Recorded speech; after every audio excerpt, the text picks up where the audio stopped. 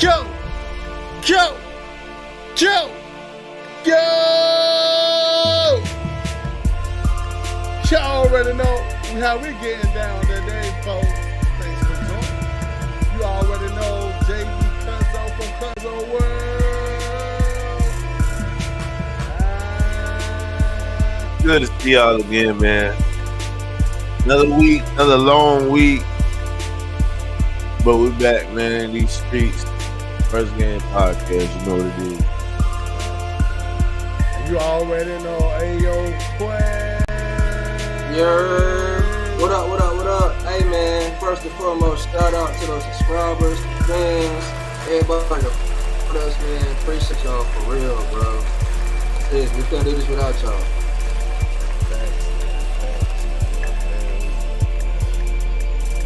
Feel good, another week. Woo.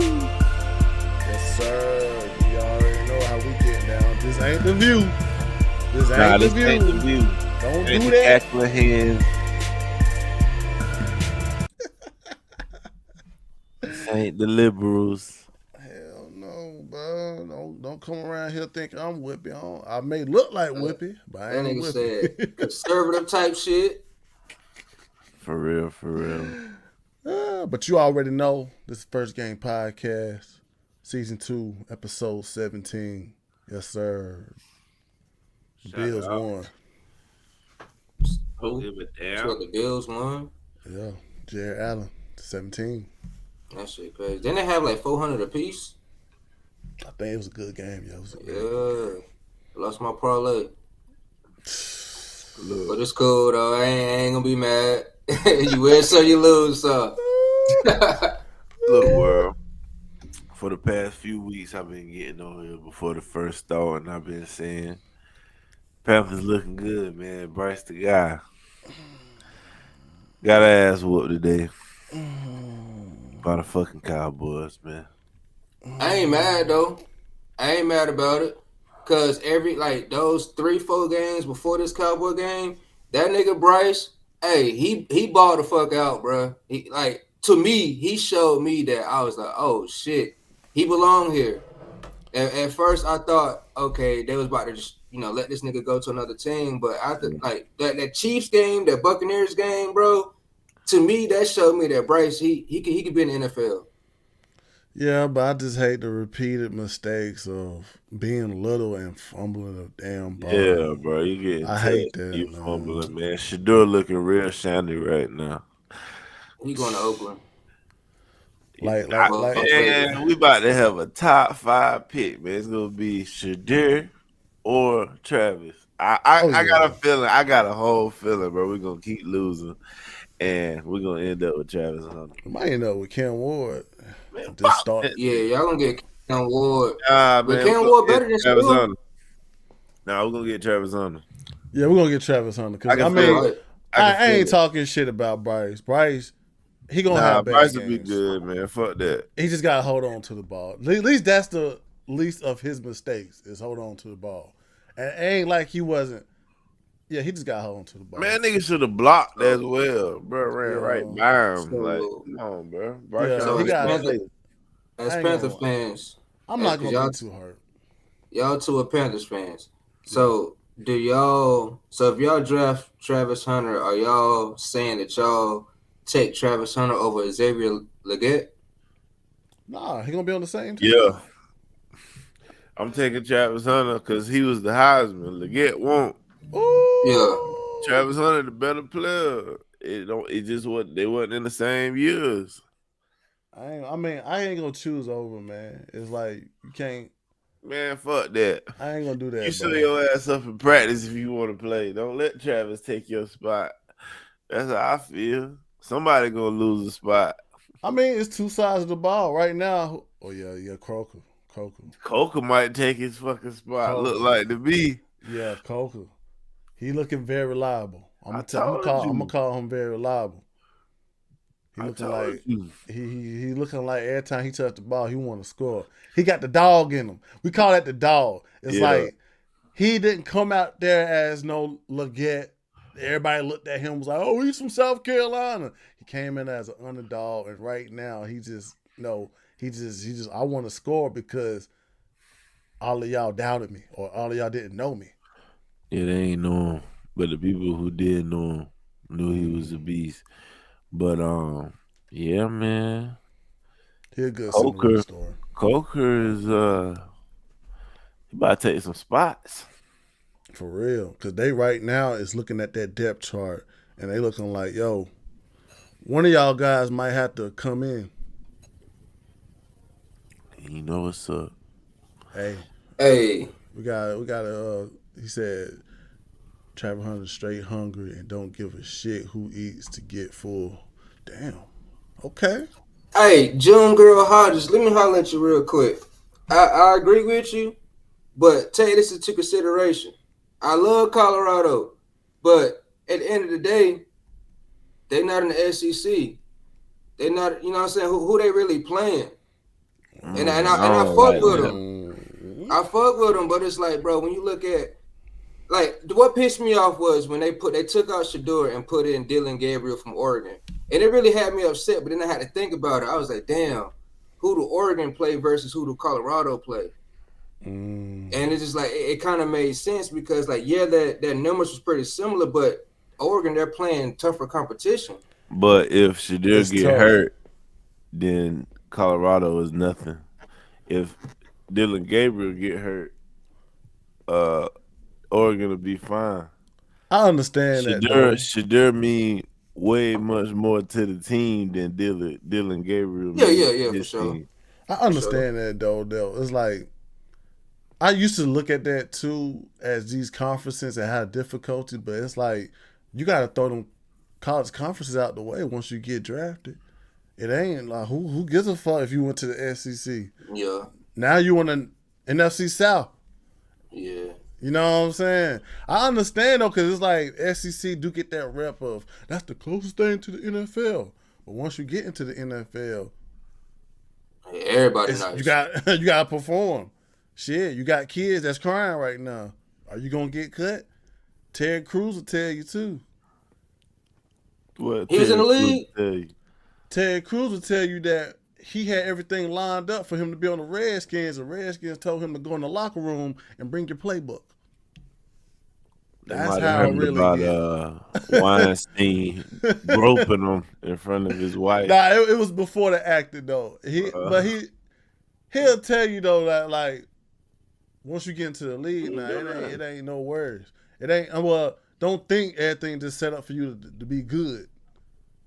You can get cut. That's why the level of performance always gotta be top notch, or you'll be walking somewhere else, thinking that dang, I gotta find me a job. Yeah. Yeah, true. But let's move on to some hot topics, man. Facts, man. Crazy stuff, man. I came across this chart, and mainly this chart represents a plan from Trump. Trump right now, he got a plan to abolish daylight saving time. Why do we need that?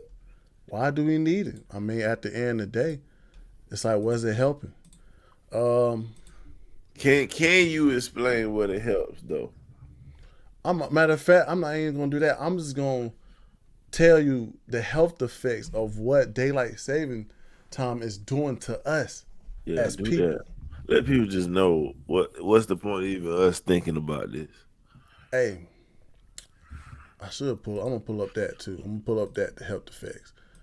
According to Google, I know everybody look at Google as some manipulated shit, but hey, this AI let me know.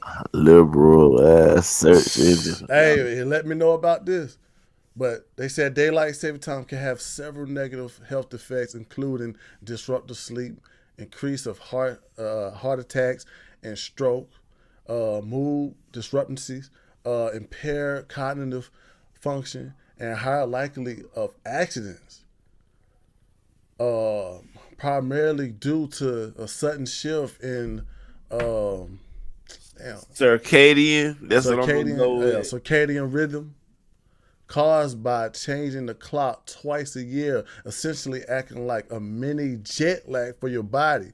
And these are also other symptoms that if you repeatedly go through this what can end up happening. Um, the cardio issues. Study linked that daylight saving time transition to a temporarily it can temporarily increase the heart of a heart attack and strokes, particularly in vulnerable populations like older adults. I am an adult over 30, so that involves with me. Might be talking about over 50. Well, what about this?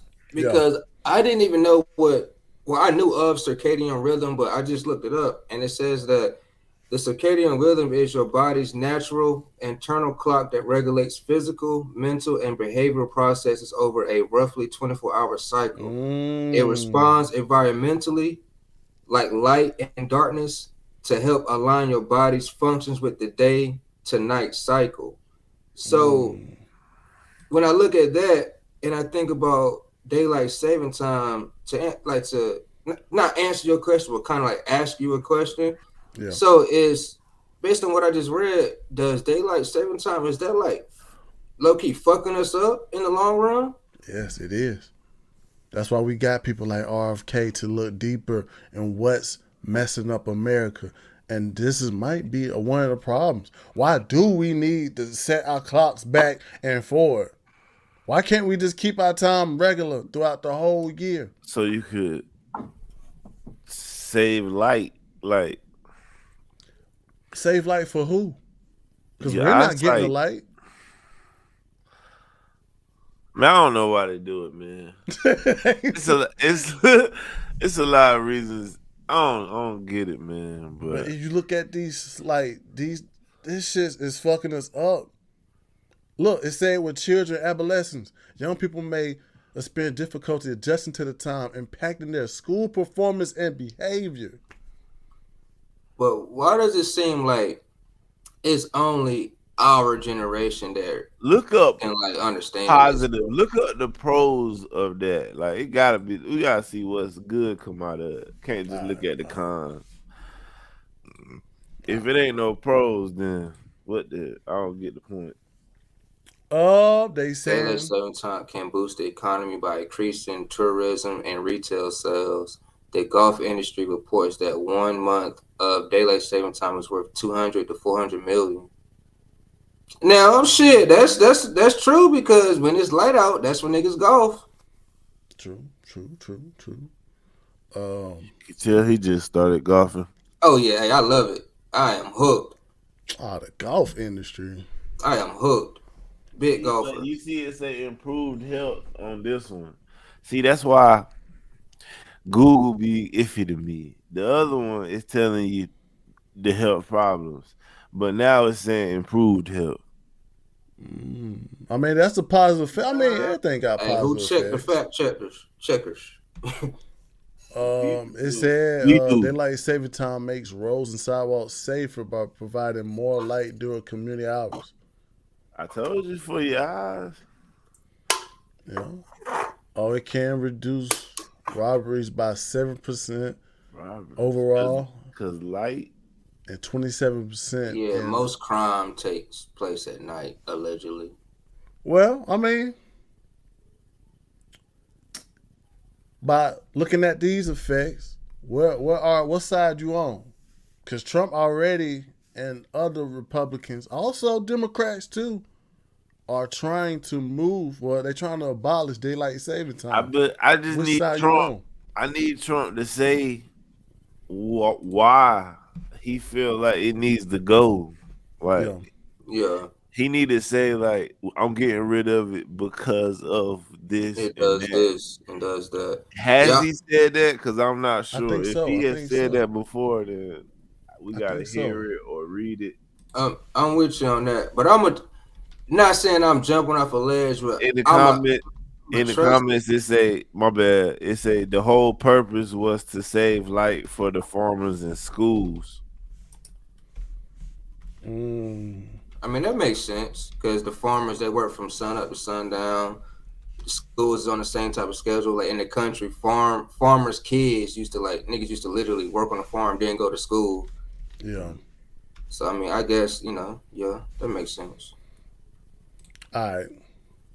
This is from the Majority Hill. rule. Everybody ain't farmers. Now I'm playing. All right. This is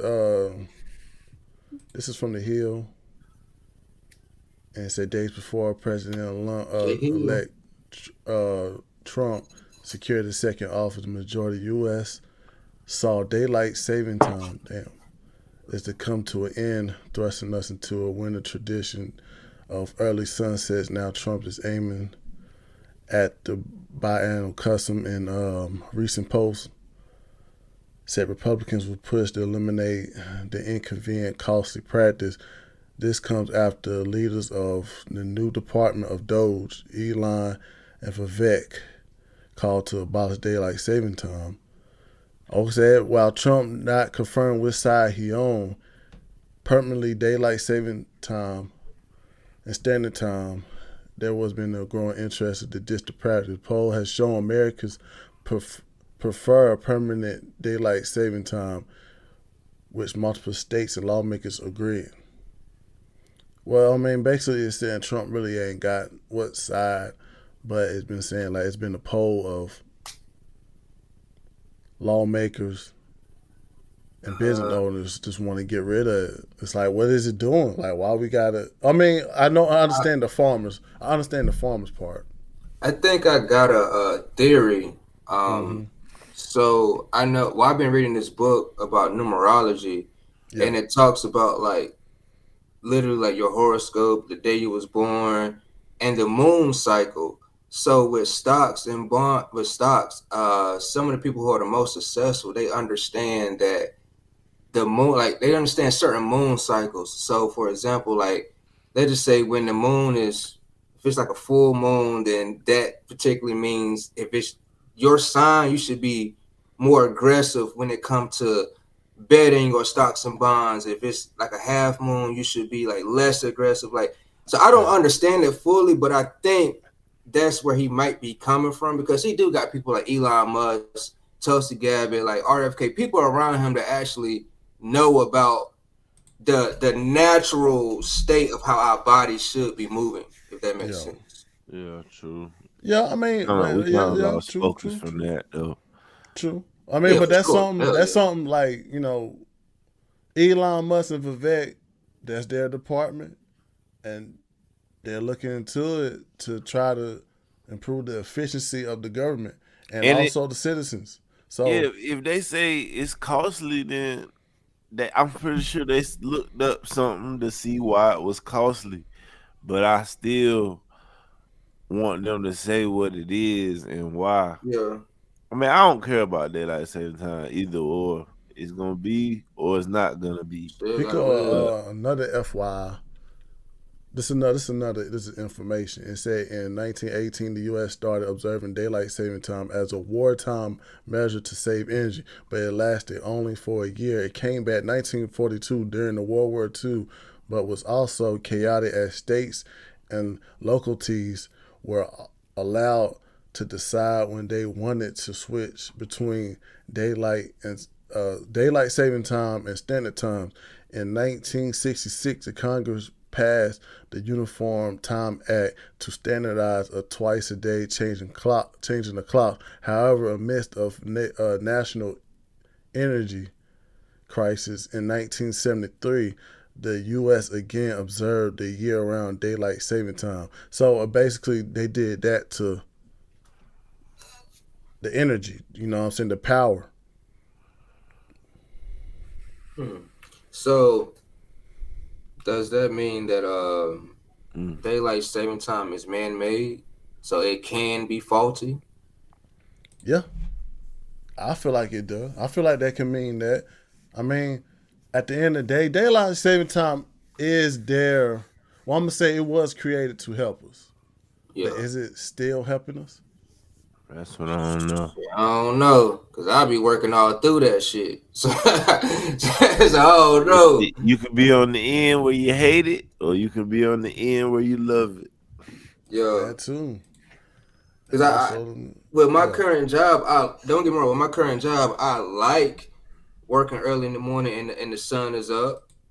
But shit, a few months from now, it's gonna be dark at that time in the morning. You know what I'm saying? So it's up to you. It's your preference. Mm-hmm. We gotta go through this. Yeah, well, I mean, it's basically because I know this chart been floating around the internet. Okay. You can. Should you hate daylight saving time? Let's find out. Right. Well, hey, you know what I'm saying? What's up? Can you see it? Lapse in technology. But yeah, I can see it. I'm about to read it. Yeah, just let me Go know ahead, when you need my technology. Zoom out a little bit. All right. Should you hate daylight saving times? Zoom out a little bit more so I can see the whole thing. Pause. Most Americans are subjected to twice yearly clock changes. Thus, social media sites are subjected to twice yearly wine fest about how daylight. Shit. It's cool. Nah, because I was trying to goddamn. I forgot. Hey, just scroll up. Can you see zoom that? in one more time, and that should zoom in one more time, and that should be perfect. All right, boom, there we go. So most Americans are subjected to twice yearly clock changes. Thus, social media sites are subjected to twice yearly wine fest about how daylight saving time should be abolished. Would your day really be better without it? Are you even complaining about the right thing? Depends on how much of a morning person you are and where you live.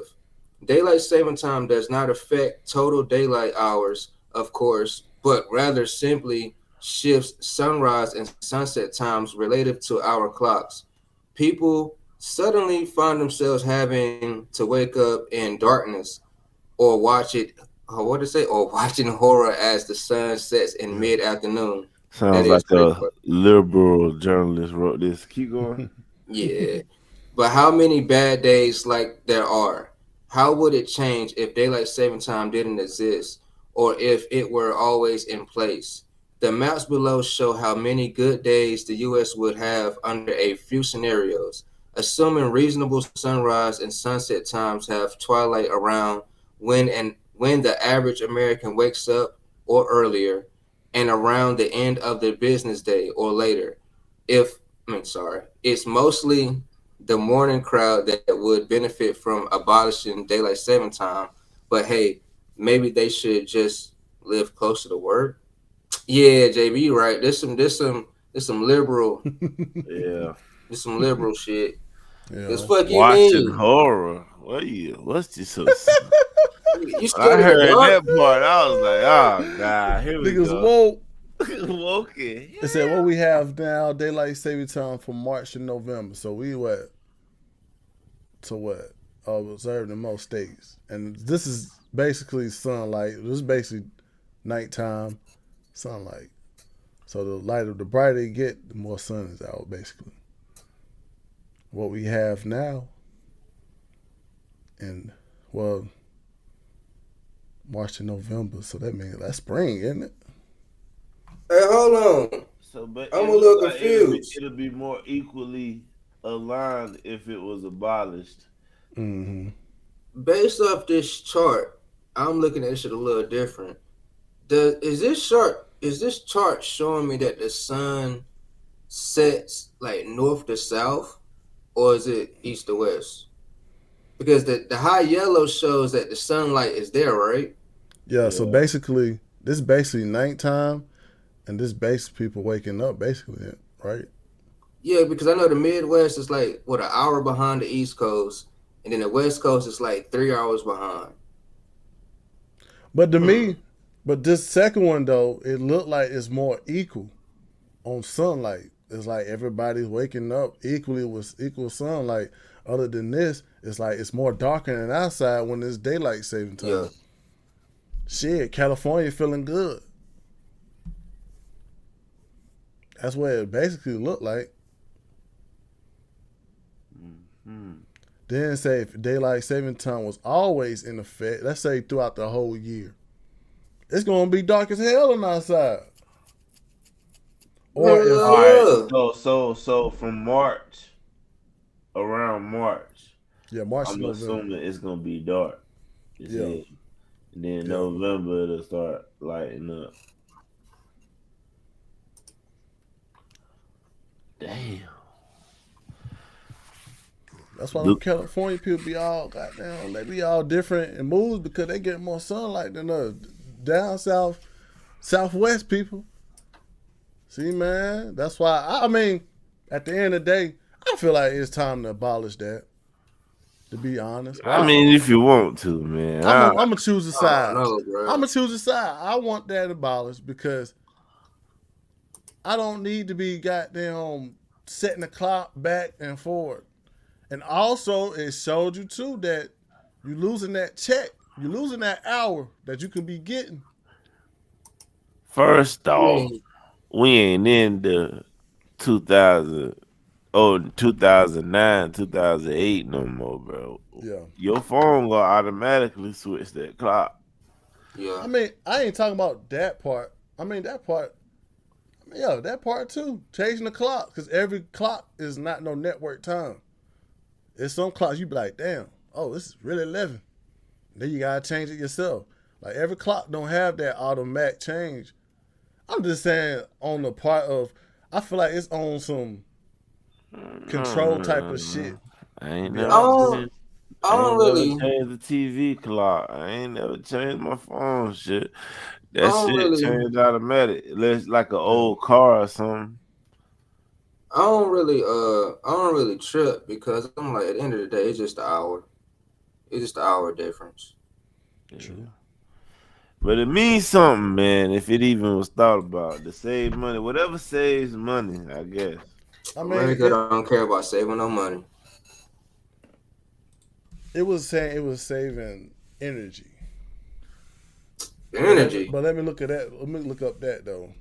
Same time. Yeah, because if it's less dark, it's less energy use. If it's more light, because Shit. when it get dark, you turn on your lights and shit.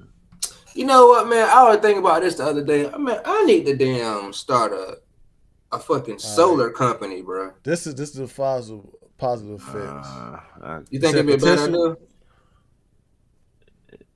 In the next 4 years. It said potential positive effect. Daylight saving time on wages salary is a potential boost in income for workers in the industries that benefit from extended evening daylight hours. So niggas like me who work goddamn late night. Niggas like working the Waffle House. Like restaurants, retail, entertainment, tourism. Basically places that you gotta spend money to have fun. Yeah. Basically. As it increased the evening activity during daylight hours can lead to higher sales, therefore potentially higher wages for employees in those sectors. But here's And the that thing, and that though. you and that last part, my bad too quick, but that last part explains the whole why you should not get upset by billionaires paying less taxes. It just Yeah. clearly show you right there, True, based off true. what they got, is how high your wages go. So when you taking from them to pay for uh health care that niggas might not need or immigrants that shouldn't even be here, like, Mm-hmm. bro, you hurting everything all the way around and people just don't get that. But go ahead. Now, I'm the biggest conspiracy theory. Like, I believe in a lot of them shits. So it's like after I read the like the definition of circadian rhythm, like dealing with our natural body's timing, it's like it looks as if like America, I don't want to blame them, but it looks like as if America wants control over when the fuck we wake up, control over our day, which goes back to the last administration. Like there's some of their tactics was showing that they want full control over every fucking citizen, bro. And I'm just like, that shit is kind of bothering me because I'm like, yo, if this is supposed to be the land of the free, we're supposed to have like all these options that we can fucking live by. Why the fuck is the government trying so hard to control our fucking options, bro? Like I'm confused. Because they gotta keep their money flowing. Yeah. They gotta I have mean, you thinking certain shit going on so they can continue doing what they do to get their money. Like some people think this, we gonna move into this, y'all. I don't know if we be on this topic too long, but yeah, some we people on. You think good? these new drone situation is Come them Mm-hmm. on. trying to get funding to stop this issue. And when you get funding from us, they just line their pockets. It's like some kickback type stuff. Hey, I This ain't this gonna this lie. this the last. This is the last. Like, cause this is the last one about daylight saving time. They I'm said on a it's the couple negative drunk. effect. The negative effect daylight saving time wages primarily stem from potential confusion or discrepancies in payroll calculations for hourly employees. You lose that hour. Do you get paid for that hour? I work graveyard shift. You don't get that hour. You do not get that hour when it's got daylight saving time. You get off early and you lose an hour. So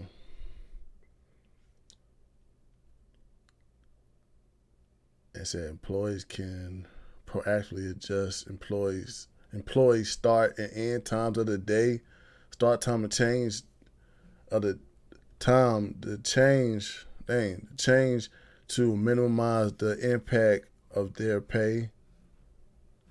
I mean, it's probably that's the question. Why did they look at daylight saving time as a problem? What can be y'all like educated guess on that? Because if you was working in the Department of Government Efficiency and you was like, yo, daylight saving time, there's something fishy about that. I feel like that was like influenced by RFK and his "Make America Healthy" Nah, it movement. was influenced by Trump giving them a certain amount of time to reach a certain amount of goal of saving. I Mm-hmm. think Trump only gave them like 6 months to do this. Yeah. So I think they're looking at all options to meet the goal within the 6 months. Because if you don't give it a time frame, it's like they won't get it done. Um, the only reason I say RFK because I did not look at daylight saving time to mess up my, giving me like heart problems and all that. If you do look deeper, when you change your sleep pattern, that can happen.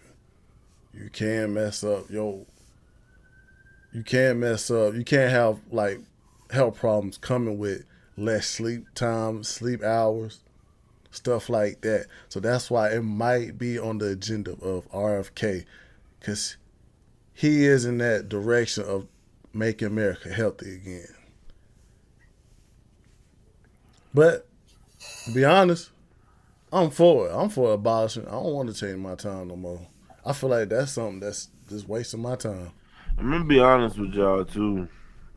Uh, yeah, we're gonna try to make America healthy again, Mm-hmm. but I feel like Trump main focus is making America rich again.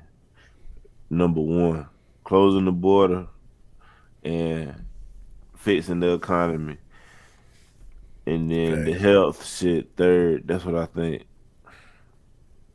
I mean, I think it's number one, economy yeah, two, health three. true. That's a good. I mean, that's a good one.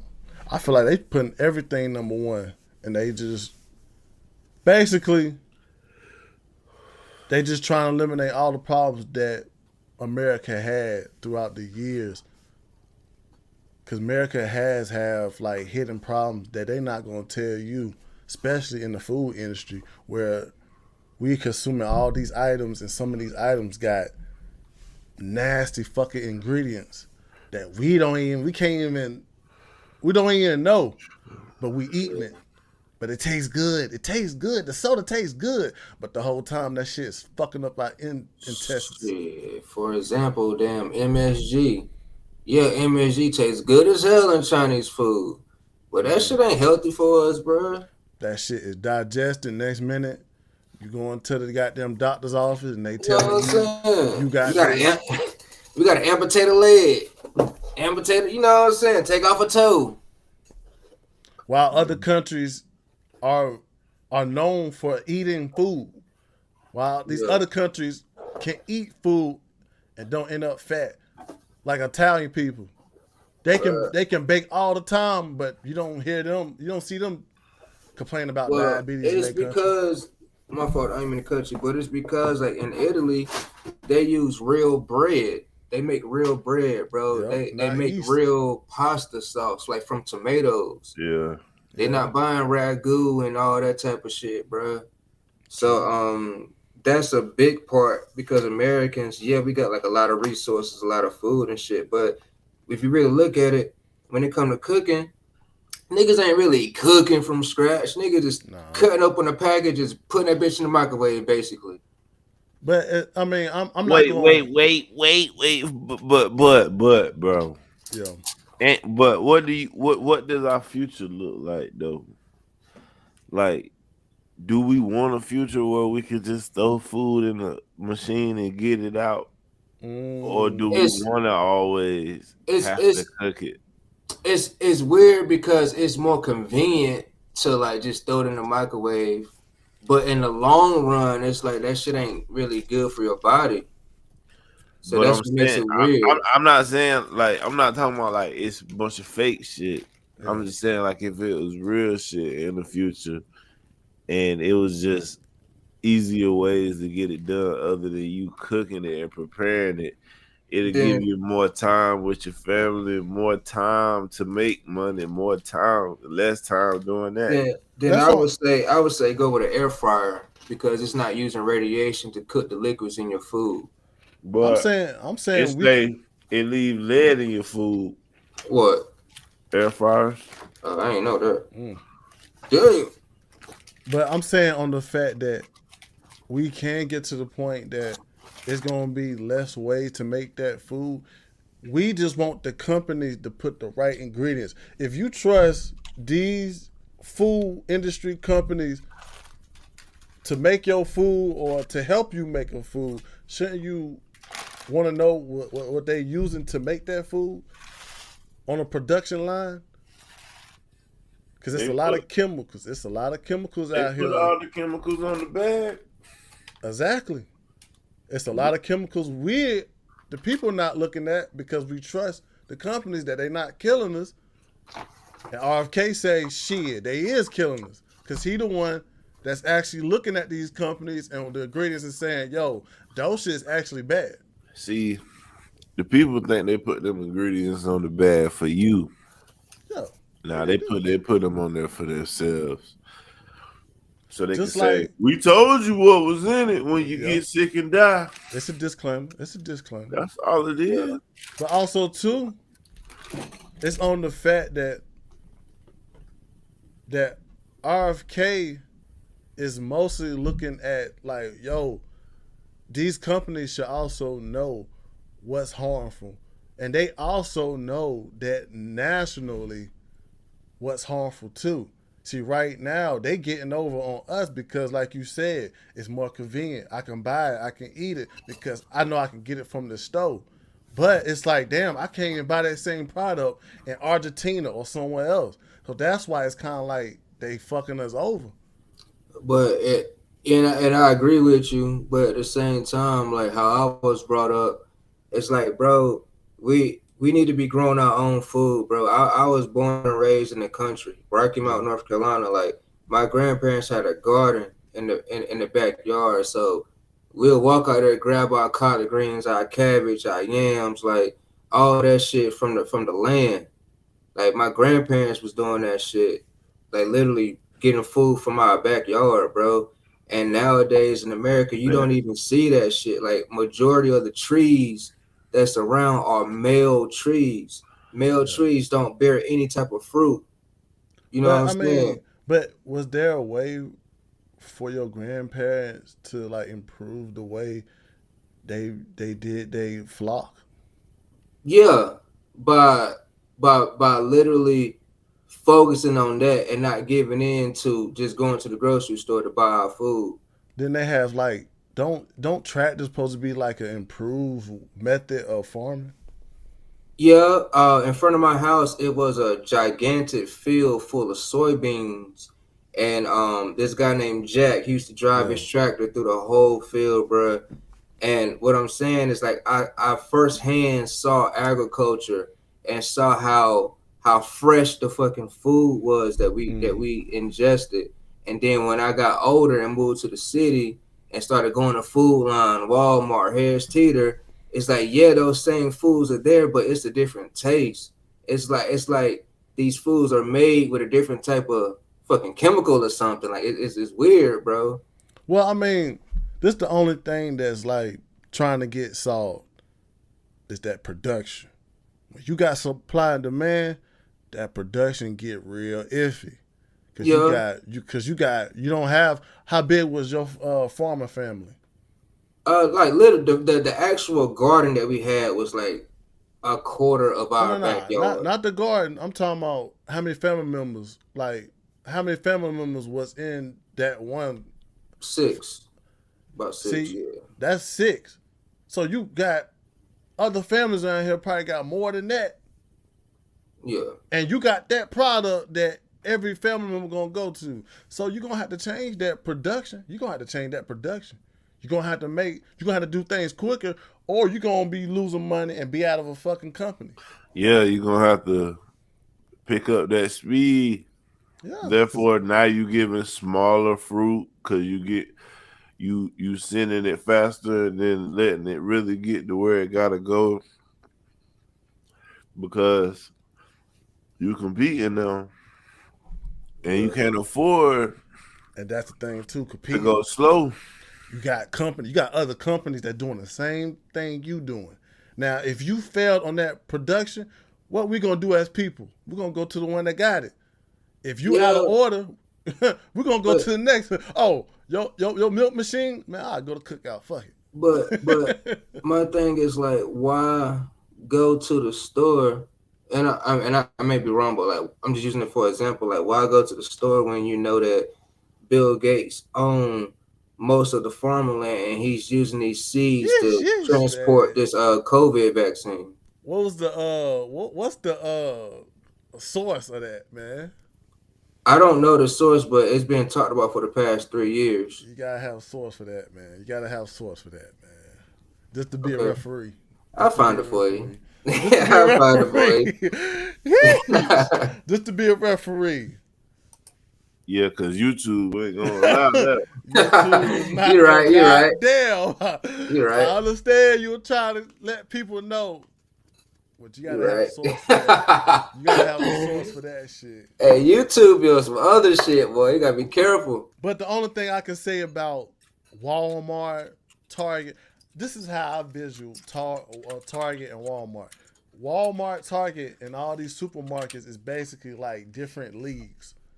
When you make a product, especially like a food product, you basically can go to that league. If your team do good, it do good. It's a fair ground. It's supposed to be a fair ground.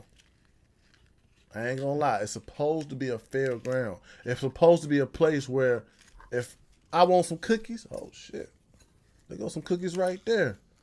But if I see these cookies $4 and I see these other cookies goddamn $2, I might just buy the $2 cookies.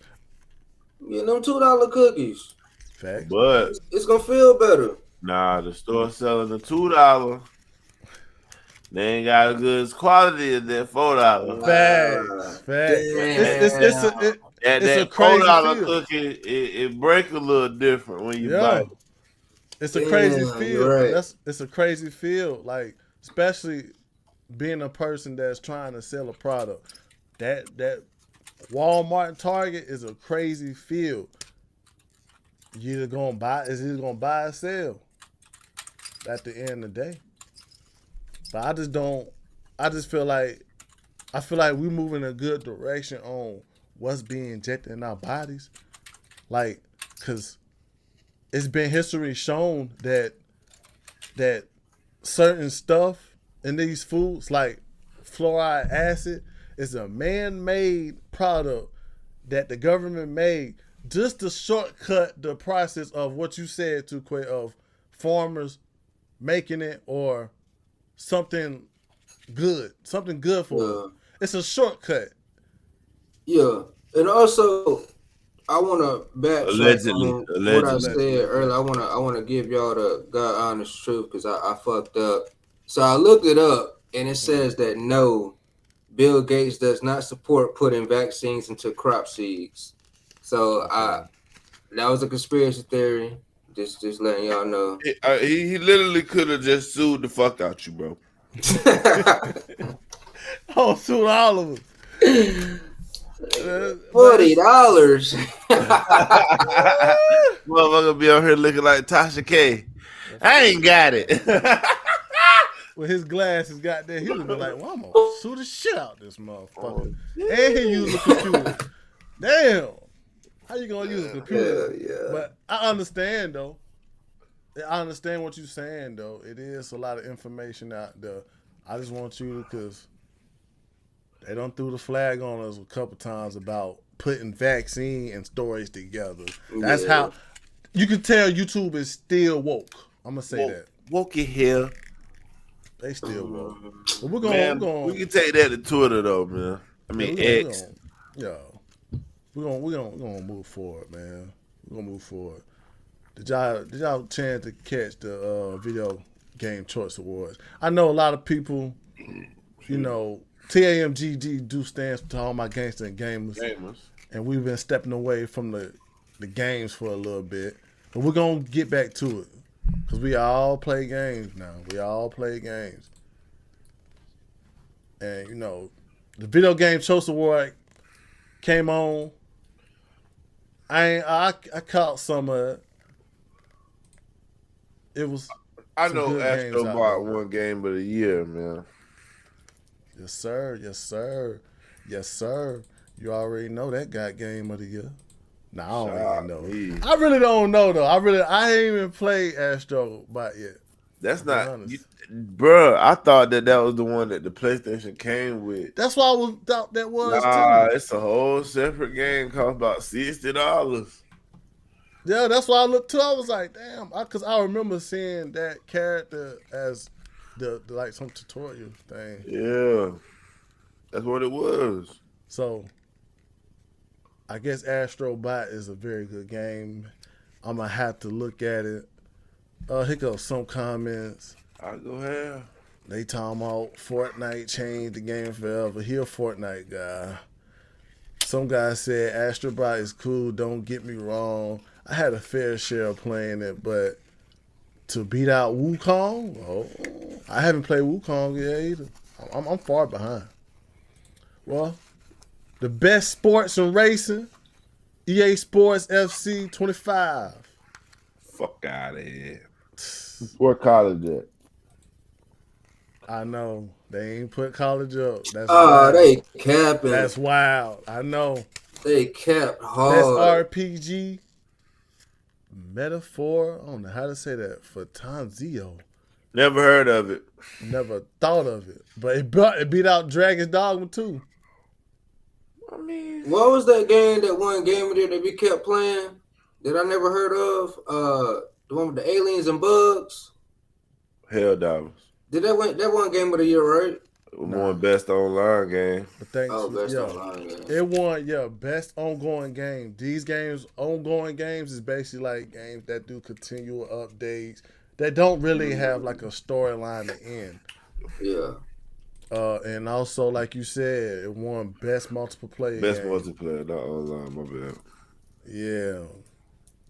I mean, it's like that, bro. Best multiplayer should win the duty. Yeah. Slap in the face to Duty, man. Yeah. Duty got to step it up. Duty right now is kind of getting obsolete, man. I'm sorry. Because Fortnite said they on their neck. Yeah. It's just that building shit, bro. That's what like deterred me away from doing Fortnite. Like, I ain't give it a chance because of that. Once again, Astro Bot won Best Action Adventure. What? Yeah. Can we see the trailer? Yeah, please. We might have to, man. When I first turned on my PlayStation, I was not pleased by that Astrobot. But that was a tutorial for the controller. Yeah. Astrobot was just, but they actually made a game based off him though.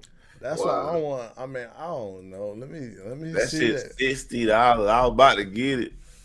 It's still $6. For the PlayStation room, nigga. I don't I'm good understand. on that. Man, we gotta see it, man. We don't know. You want to let? We're gonna look at some of IGN. Hey, let the fans decide. I just want to see a little gameplay clip.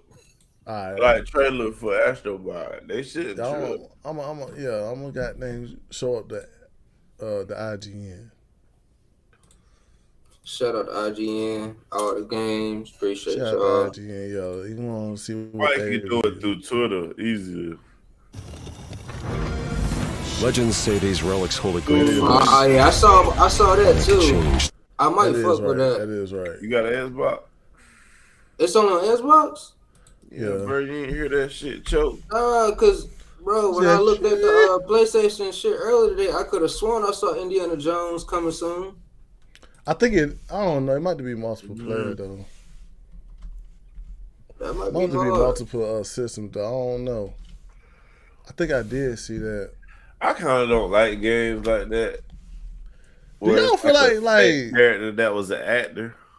Do y'all feel like just like this year for Astrobot to get the dub, it was like, man, like was it?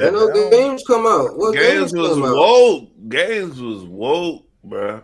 Did it make you feel like damn, like the games didn't do as much as good? The last Spider game was Spider-Man. I got a 30-second. I got a 30-second clip. That shit was woke because it had Miles Morales in there. Now I'm playing. I got a 30-second equality clip and shit of Astrobot. Gotta have a black Spider-Man. It look fun though.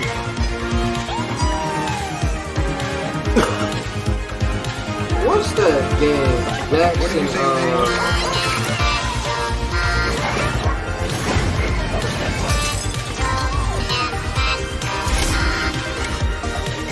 That shit look turd. It don't look bad, bro. Now, let me tell you what. It looked like a PlayStation Mario. Yeah. It looked like a PlayStation Mario. It don't look bad to me. Hey, one game of the year. That's all I gotta say.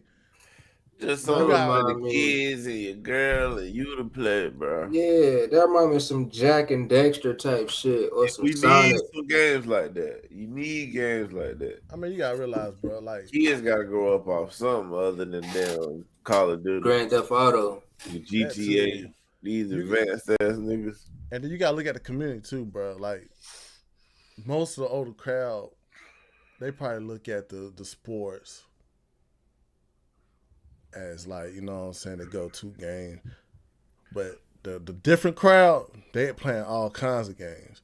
That's why that damn, what they saying, Metaphor, Rapunzel, whatever it said, like I ain't never heard of that game. The strategy ass shit. But best fighting, Tekken 8. What's the other list? What's the other ones on there? Sparkling Zero. Should have won. Marvel vs. Capcom, the arcade classic. More. Multi-universe, you already know that Smash Brothers type of game. Multiverse. Yeah. That'd be alright. I seen that dude before. What's his name? Queso, whatever. Queso. I seen that dude before. He played 2K. He the best. Best adaptation. What's that? Fallout. That's like a Fallout what? That's for the TV show. Yeah, it's like I know what adaptation is. I thought that was a game though. It's smaller on my screen. Okay, yeah, I agree with this one. Fallout was very good. It's on Amazon Prime Video. In case you don't know. What's the other ones? I didn't even know Knuckles had its own TV show. What they say, Arcane. I don't know what that is. I didn't even know Like a Dragon had a TV show. What that With the Chinese? Yeah, it's like a Jack Yokozuna guy's own TV show. That's what it's called, Yakuza. Yakuza? I didn't even know that had a TV show. And Tomb Raider, that's like a cartoon. You know how some of these I'm gonna go with Fallout if that's the list. You know how some of the perverts like the Tomb Raider games. I didn't know that. Oh yeah, back in the day, I was a little kid. Yeah, PS2, PS3. Oh yeah, Tomb Raider was straight. Y'all like the polygon Tomb Raider. Man, no, like you said, with PS2 with the sharp edge titties. Man, PS2, nah, them things. Y'all niggas like them GTA titties. Them things was jiggling PS2, bro. Hey, them shorts was short, boy. Oh God, PS2, that thing was jiggling a little bit. It was like, whoa, she was fit. Shit real. This shit real. The liberals do not like y'all talking about this woman shining a light on women heroes in video games. This before the law changed. This before the law changed. Hold on. So Laura Croft ain't never been sexy to you, man. Oh, boy, I ain't even gonna say it. Jesus but Christ. Yeah. We ain't gonna talk about our behind the scenes conversation with this nigga. Laura Croft, I ain't gonna lie to you. Laura Croft had my whole childhood, boy. You know I keep that white girl, man, Christina Aguilera. She had me. Every poster, she had me. She had that braided ponytail.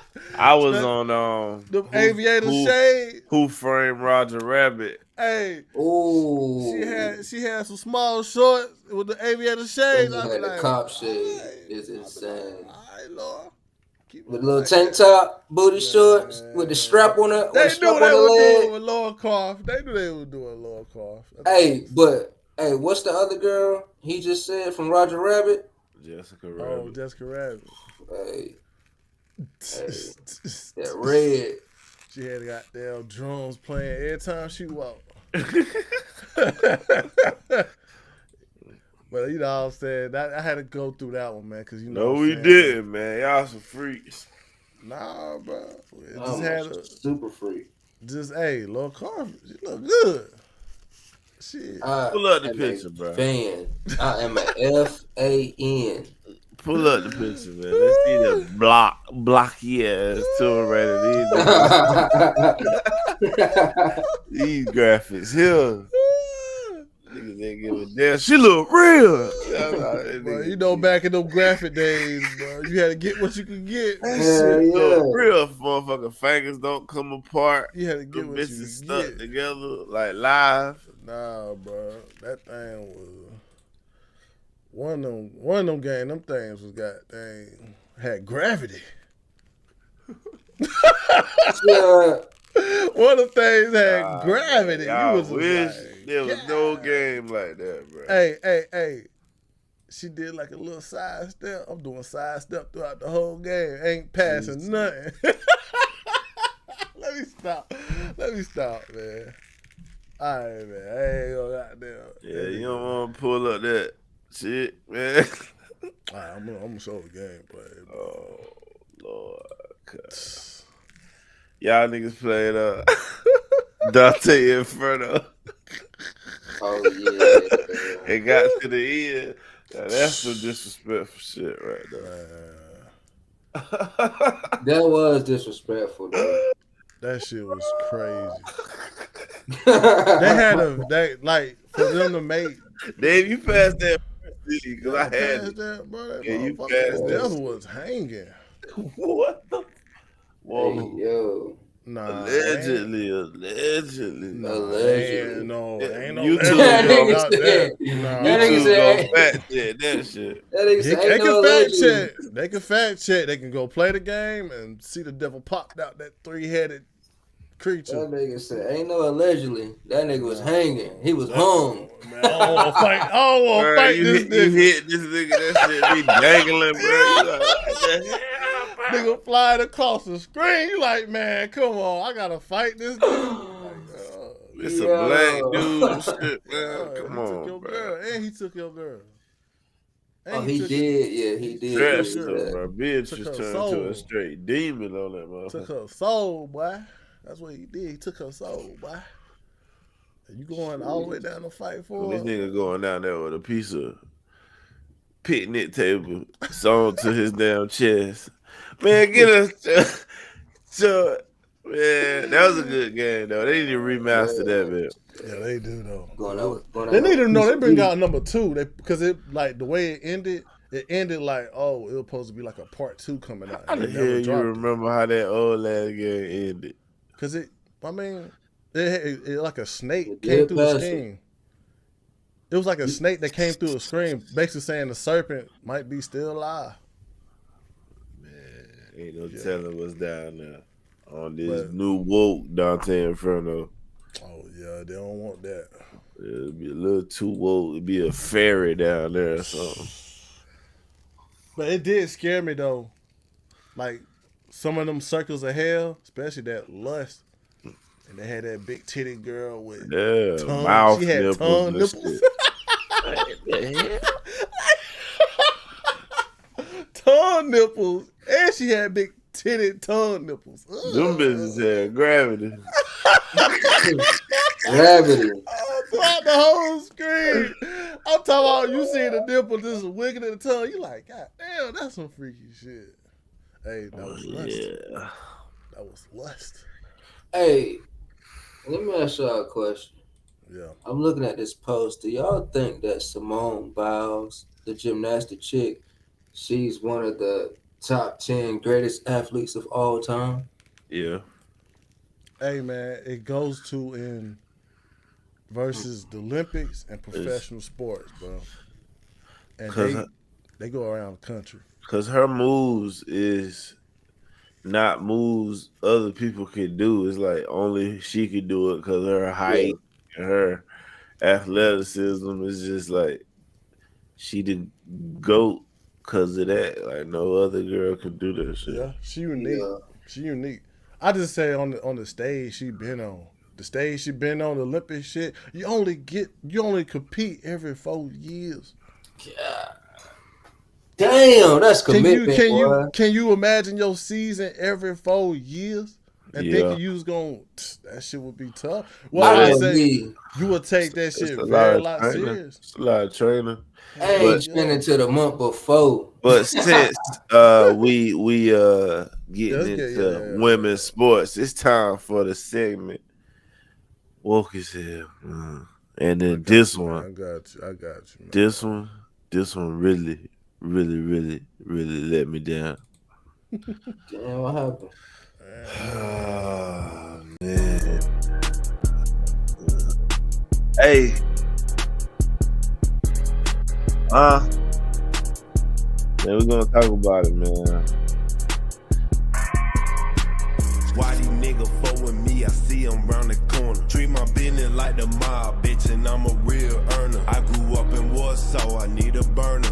And bitch, I got them bullets hitting hard like Ike Turner. Taste the cake, baby, I'm getting money, I'm a heavyweight. Girl, that boy pockets is all on flat, that shit just featherweight. He better go featherweight. That nigga broke. Real estate. Only time you really need the kills for your dinner plate. Broke his head, found out he could vote, now he woke a hill. He slow a hill. Your hood ain't known for no smoke. Pussy boy, I know it well. I heard that boy stuck in the highs like that boy live in shit. Alright. If you ain't heard, I'm here to tell you. Caitlin Clark, goof ass, bend the knee, trying to impress the heartbroken, jealous, sad black athletes of the WNBA. Did he just got off? It don't even matter, man. He should have got off after hearing what I'm about to tell the people. Did I click him off or something? Oh, nah, go ahead, bro. But yeah, back to the segment. Caitlin Clark bends the knee by admitting that she has white privilege. Bigger, Please play the clip. Got to be, dog. When I started my last college season and not knowing if that would actually be my last season, whether I was deciding to come back to college or turn pro, and now sitting here like I'm done with my first professional season and so much has happened, and whether it was making the national championship game or getting the Fever back to the playoffs since 2016, there's just a lot to be proud of, and it all happened so fast, like it's hard to appreciate in the moment and kind of understand in the moment, but it's been fun to reflect on. I'm definitely more aware of signs than people think I am, and I think it's something really cool to look around before the game and see, young girls, young boys, and the signs that they're holding. So I think for me, the coolest ones are the signs that are, I traveled this far, I got this as my birthday present, or whatever it is. Like the young girls, it's like families or parents or friends or whoever it is are spending a lot of time and money to travel all this way just to have an opportunity to spend 2 hours watching me play basketball. It kind of puts everything into perspective, so I would say I really love those. Best concert, I would say Taylor Swift, and I wasn't even a Swiftie before going, but I think after seeing like the way she performs for 3 hours straight and the whole production, the outfits she wears, the way she doesn't stop singing, dancing, like it's just incredible. Like you're kind of just in awe after you leave. So maybe I am a full Swiftie now, I guess. If I had to pick any outfit that I've worn over the last year, I'd probably pick my draft outfit. That was one we found a day before the draft, and it was like, ugh. They actually didn't, I'm pretty sure they didn't have that set, the jacket and the skirt in the United States anywhere else. So we're like, obviously we have to wear this. And then Prada hadn't dressed anybody, men or women, for the WNBA or NBA. So it was like pretty exciting.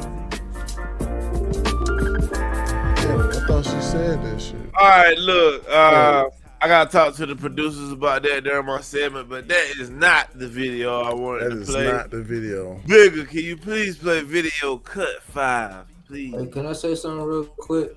Give me a second, brother. I thought that was because, it showed it on what's her name. Oh. Yeah, we're gonna play cut 5 for me, please. Nah, my bad, because the post said that she talked about that. I thought it said talked about it. That's what the post said, bro. This is the clip. Thing that you were apologizing for your white privilege and the fact that you wanted to uplift black female athletes and make sure that they were getting the shine, kind of like your pioneers were getting the shine that they deserved. And I just want to know how you feel or how you respond to some of those criticisms when you have to deal with something that it's really not your problem. Like, I feel like it's them looking in a mirror a little bit, but it still comes down on your shoulders. I feel like I always have had really good perspective on everything that's kind of happened in my life, whether that's been good, whether that's been bad.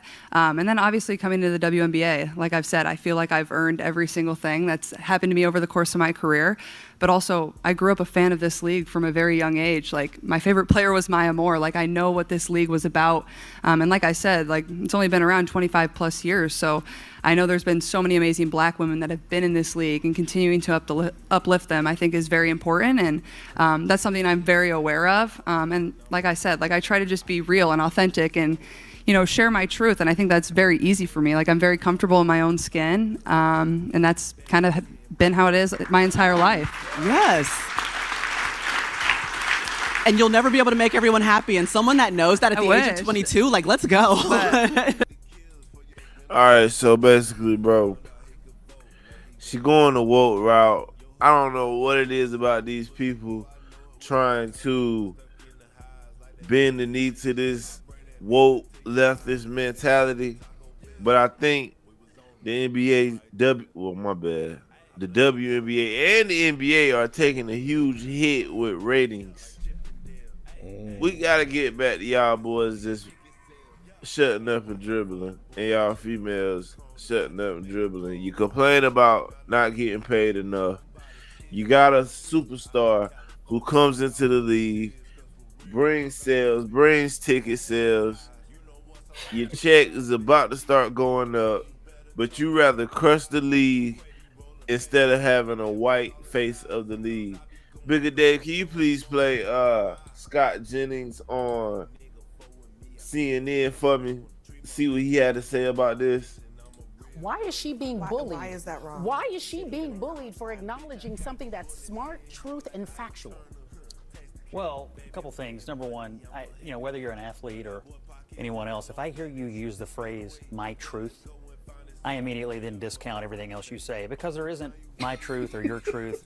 There's just the truth. And when you start using phrases like that, it tells me that not true. Your brain has been captured Shut by up, Gary. something that I don't really respect. That's not true. Number two. That's not true. Number two, the attention the league got this year was amazing, and it was all because of her. She is an amazing player. The arenas were full when she played in them. The TV ratings were up when she was on television. That's undeniable. But the league still lost like $40 million this year. And it's never made money. And to me, when you're talking about having respecting people who built something, what did they build? A league that loses money every year? She has the capacity. What do you mean? to What did they build? What do you mean? What did they build? What kind of a business did they build? The reason why it's still up and still running, whether it's losing money or not, is because of these black women who are in there. Cap, and I'm gonna tell you why after this. No, Scott, stop it. You stop it now. It's not. I was in Vicky's. You stop it now. Karen, chill out. She about to get fired though. It says more about the people who are getting Woke as offended hell. by it than her. I think they're just disappointed that she appears to have been captured by the woke You mob. don't like She's it. like, Captured by the woke mob. Let him articulate. I want to I feel a little bad for her because she's going to learn that it will never be enough. No matter how much of the phrasing, no matter how much of the groveling you do, it will never be enough for the people in that league that hate her guts. It Why will do never you satisfy. assume They hate her that guts. Why do Yes, you they do. assume They that do she not. is Because some trying people to- do. Isn't it also Because I hear the language, Stop acting- the language Nah, of I'm the people. sorry. I hear the phrase white privilege. Sport. So look, Carrie Champion, former host on First Take with Skip and Stephen A. before she got booted by Skip for having too much of an opinion. No. She said that this league is still around because of black women. And I say, cap, lady, because it's a subsidiary of the NBA. The NBA earnings keep WNBA alive, bitch. So I'm just letting y'all know, man, all that buzz about Caitlin Clark and the WNBA, I really think is about to take a huge hit because her claiming white privilege and all that. Fans, they don't care about that, man. It's plenty of white athletes in the WNBA, so it can't be a white thing. It's clearly because of Caitlin Clark's talent, and that's the segment for Woke in Hell. And I can't wait for next week to bring you another woke goofy. It's everywhere. It's easy to find. Hey, shout out to JB Cuzzo on that Woke Sale segment. But I do want to respond to that. I got something to say. What you got something to say, man? And I think we talked about this before. So based on what I've seen with the WNBA, they wouldn't have half the fucking fans or support without Caitlin Clark. And I think that I ain't saying these other women gotta like I'm not trying to say they gotta bend over or like act like Caitlin Clark is somebody, but bro, like this particular player is the one that's bringing all the fucking attention to your damn league. Yes, people knew of the WNBA before Caitlin, but when she got there, shit took off to another level. So like, just give respect where it's due, bro. Like, and she's talking about the her white privilege. Yeah. Shit, I respect her on that because at least she's smart or wise enough to at least that she ain't have the public acknowledge it, but I'm glad she at least acknowledge the shit she know about. She know what it is. Why are you glad? Because that to me that showed me she ain't no dumbass racist person that don't think that her that shit never happened or that don't affect her. So she is not racist because I'm sorry. She has I'm white sorry. privilege. Where you going? Where you going? Let me rephrase that. I don't know Caitlin Clark personally, but from the interviews and what I've seen from her on TV, and then her saying this, she knows she has white privilege.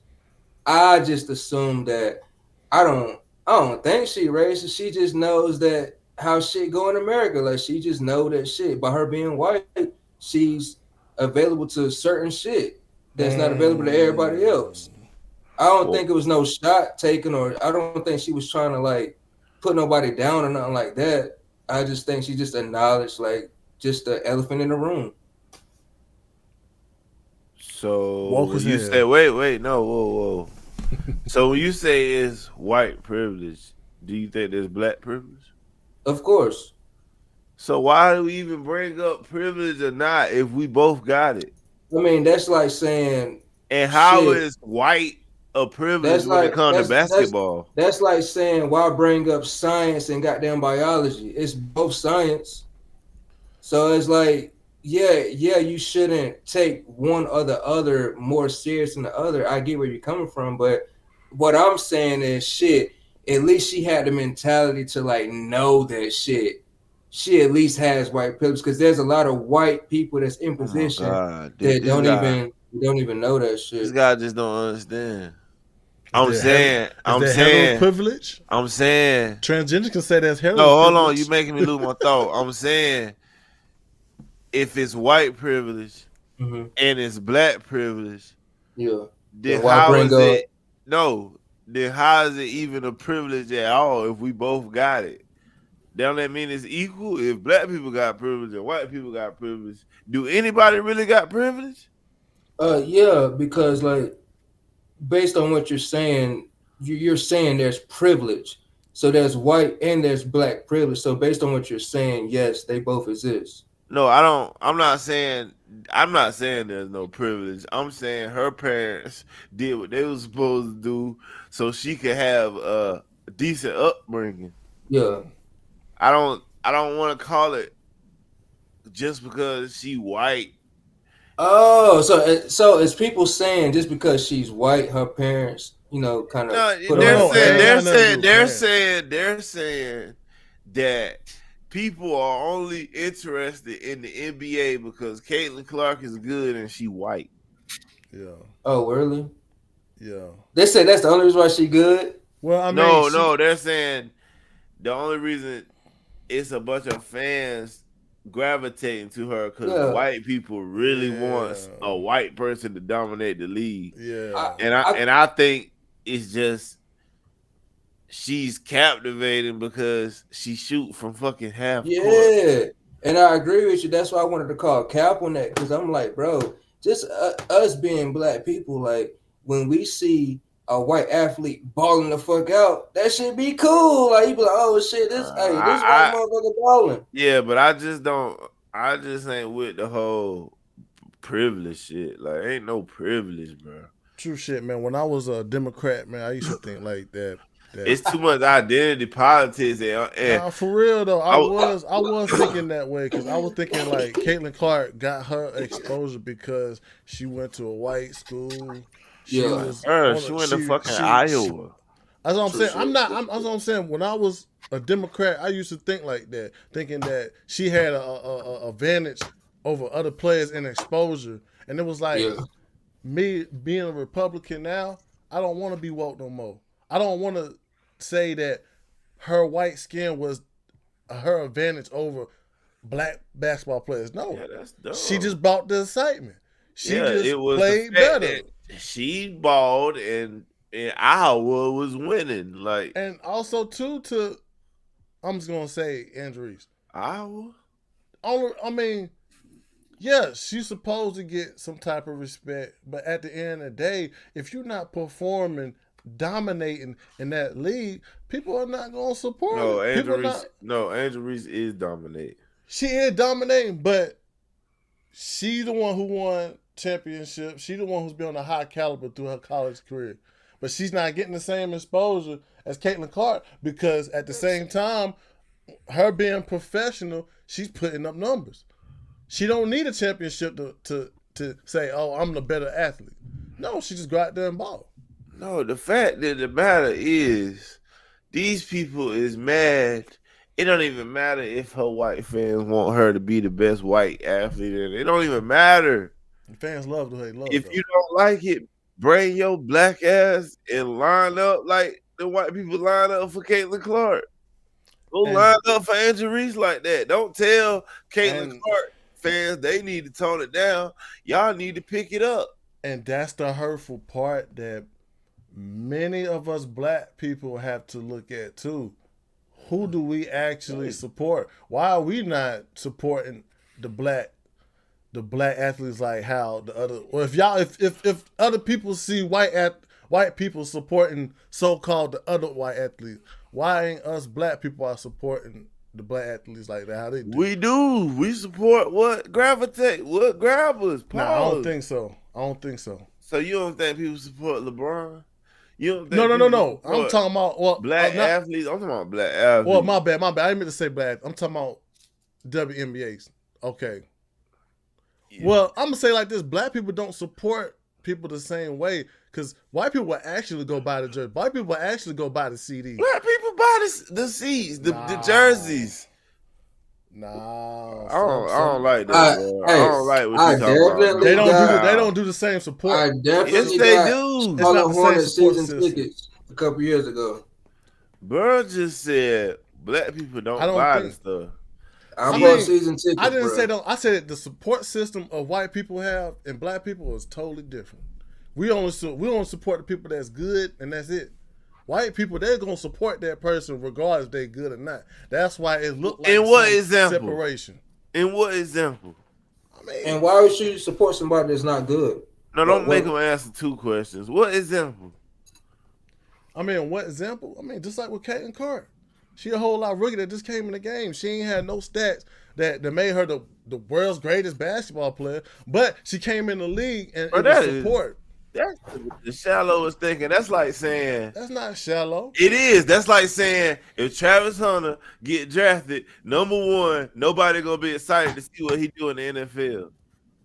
I'm saying that she was a rookie and she did not have no professional stats. She was Caitlin Clark and from Iowa shooting half-court shots. Now she in the WNBA and we excited to see it. What do you mean?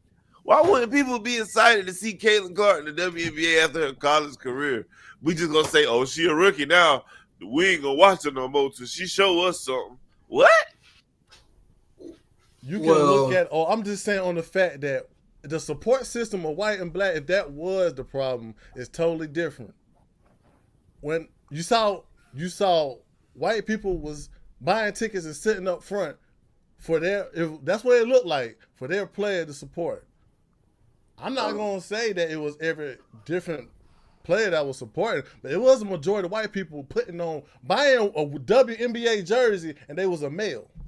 So you saying right now, if it was a black girl that was playing exactly like Caitlin Clark, I'm saying you as a black male, wouldn't have this same I'm saying you power. as a black male, would you buy a WNBA jersey right now, and who would it be?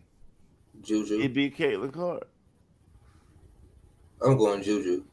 I'm not doing that because Juju ain't in the fucking WNBA. Oh no, but that's why it's subjective because everybody has their own opinion. I'm going Juju. You're going Caitlin. But we talking about WNBA.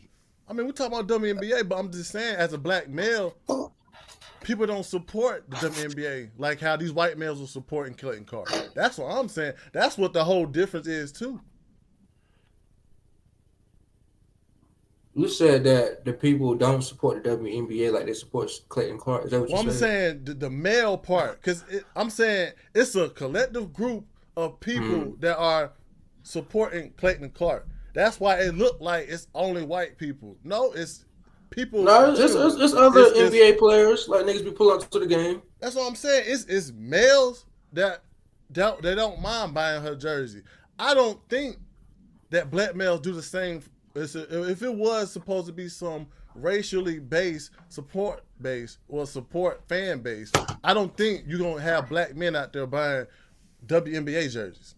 I think because it hasn't happened yet. It comes with what we fucking know. Like, I'm pretty sure a lot of niggas didn't watch fucking Skylar Diggins, but they knew who the fuck she was. Yeah, Lil Wayne. And then too, like they looked her up, saw she was pretty, and like, oh shit. Well, and plus, prior to this, we haven't seen any black versions of a Caitlin Clark ever. Like that's what I'm saying. If it was one, who? Seen it. Who? Cheryl Swoops? I'm saying Maya Moore has won more championships back to back. Nigga. You right. But we talking about shooters like Caitlin Clark. That excitement. Yeah, I'm that talking she brings to the about play game. style. Like it's a lot of niggas that can shoot, but do they shoot like Curry? But I'm just talking about on the same level. Like I said, it's a lot of niggas that can shoot, but do they shoot like Curry? But how you proved me right, you brought up LeBron. I never proved you right. You brought up LeBron. You didn't brought up no WNBA. I never proved you. I never proved you right in my life. I'm just saying did not bring up a WNBA because we were talking about the WNBA. You did not bring up a WNBA player you would support that was black if you did have to choose. Because it's like I'm just saying though. The support system is different. That's why it. And that's the part I'm trying to get off of. Why I gotta support somebody because they black? Like I gotta find a black athlete that I support, like Caitlin, because she black. No, if she don't catch my attention, like Caitlin Clark, I don't give a damn. But I'm just saying on the part of that's why black athlete that look. Hey, let me ask you a question, JB. It could just be supporting the WNBA though. Hey, let me ask you a question, JB. That's like so look, JB not thinking C-Mac was the best running back because he white. Go ahead. Let me ask you a question because perspectives change depending on situation. So let's just say if you had a black daughter, would you want her to just your opinion? Would you want her to be a Caitlin Clark fan or? Yeah. Okay. Just like I was a Brett Favre fan. Like I was a John Peyton Manning fan. John Elway when I was growing up. Yeah. Like but if you had an option, if they had options, is it okay to choose them? No. What I'm saying is like if they because right now there's not a black Caitlin Clark. There's not. It don't gotta be black. I see Caitlin Clark as just a WNBA player. Who cares if she white? I want my daughter to have the same fame and level of skill as Caitlin Clark, whether she was purple, green. That's why I say, if you saw a purple and green woman, you would, boy, you think that's weird. The only thing I'm saying that I'm not you. The only reason they look, I think that's weird. The only reason I'm saying they highlight is because she has a majority of, regardless what sex is supporting her, and it happened just to be mostly white. To be honest, when I saw the Indiana Fever people wearing jerseys, I saw white little kids. Man, wearing her jersey. All them. It ain't no. I'm saying all them. Wait, all them same people that think the white people that you talking about that think Caitlin Clark is good. Black people, all the black people think the same thing. What black person don't think Caitlin Clark good? So what is the issue with Caitlin Clark? I'm just saying they're highlighting her support because white people she's not allowed. The issue is her being a white girl that she did not choose is not allowed to be her be her in her own skin in WNBA and be great because she white and black women is jealous of her success in fandom. Yeah, that's it. They jealous that people think everybody came to watch the WNBA because of white girl. If she was black, it wouldn't be none of this. Yeah. And I'm saying like, damn, and people be coming at white people about them feeling ways towards black people and shit. But damn, bro, you can say when a white person when a white person succeed in a sport, it's gonna be some racist fans. When the white dude Daniel Penny saved the people on the subway, but he choked out. It was a black dude he choked out. Yeah. Now he racist instead of a good Samaritan. It's just like, bro, if Daniel Penny was black, they be calling this nigga a hero and nobody be complaining. I'm gonna prove you right a little bit more. Like, for example, you got Dawn Staley. Now, she's a black coach in women's college basketball that's very decorative, but they're not gonna put her number one. They'll choose the boy from Connecticut, from UConn, that won more games than her. Like, he's white, but shit, he got the numbers to show for it.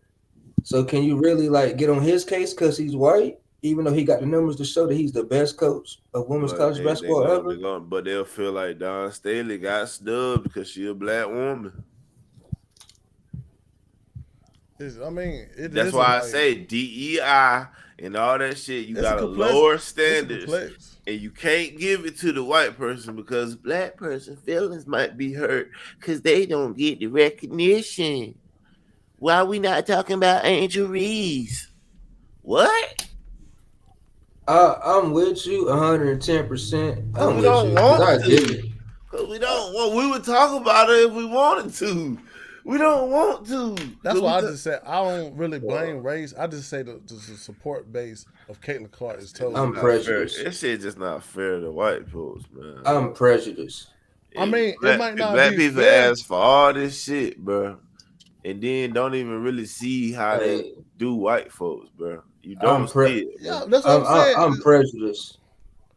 I mean, I'm just looking at the support system of which person insane. has. White people will act like white men will actually be openly support Caitlin Clark, knowing that that's a Luke Doncic out there and shit. They don't. So what? Is it wrong for them? No, that's why I say it's a different. You know, support system. that's what. So is it wrong for black people? If like you just said, is it wrong for them? Is it wrong for black people to do the same thing? That's why I say it's a different. No, that's what I'm saying. They would not say it was wrong if it was black people doing it, but they say it's racist when white people do it. But and that's where I'm like, what? That's what's going to keep Is it black people doing it? I'm tired of that identity shit, bro. Yes, black people doing it, bro. Cause it's like they ride Jay-Z dick, like they ride Diddy dick before they had no other choice but to back off because of the allegations, bro. They ride black people. I mean, I'm just saying that it's like, okay, LeBron, Jordan. Yeah, but I'm saying you can look at the fan base. If you see a whole bunch of pale skinned people looking at wearing her jersey, I mean, that's probably what they were seeing at the game. Did you go to a game? Did you went to WNBA game? What about Larry Bird? And it's the reason why I'm choosing LeBron over all them white great NBA players. I really fuck with LeBron, and I really seen what he could do. So I'm a big fan of him. Yeah, what about Larry Bird? Well, he was raw too. But I think LeBron is better. But that's what I'm saying. Like deeper than that, is white men, is white people out here that have their WNBA star.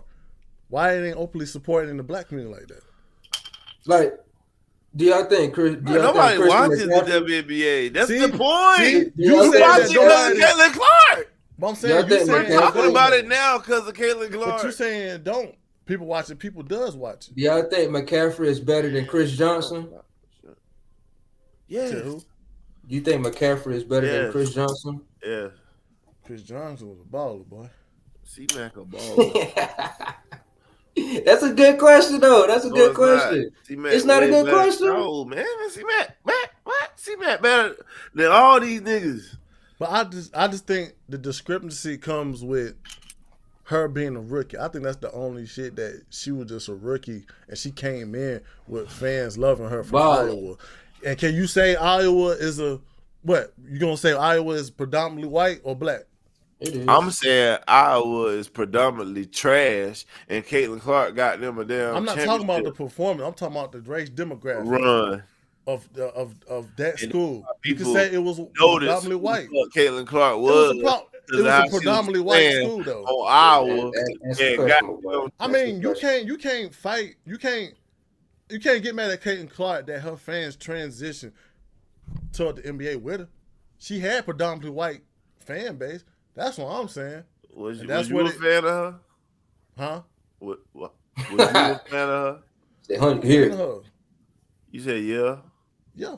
Why? But it was a certain amount of time I did not understand that. Why was you a fan of her? Because she played good.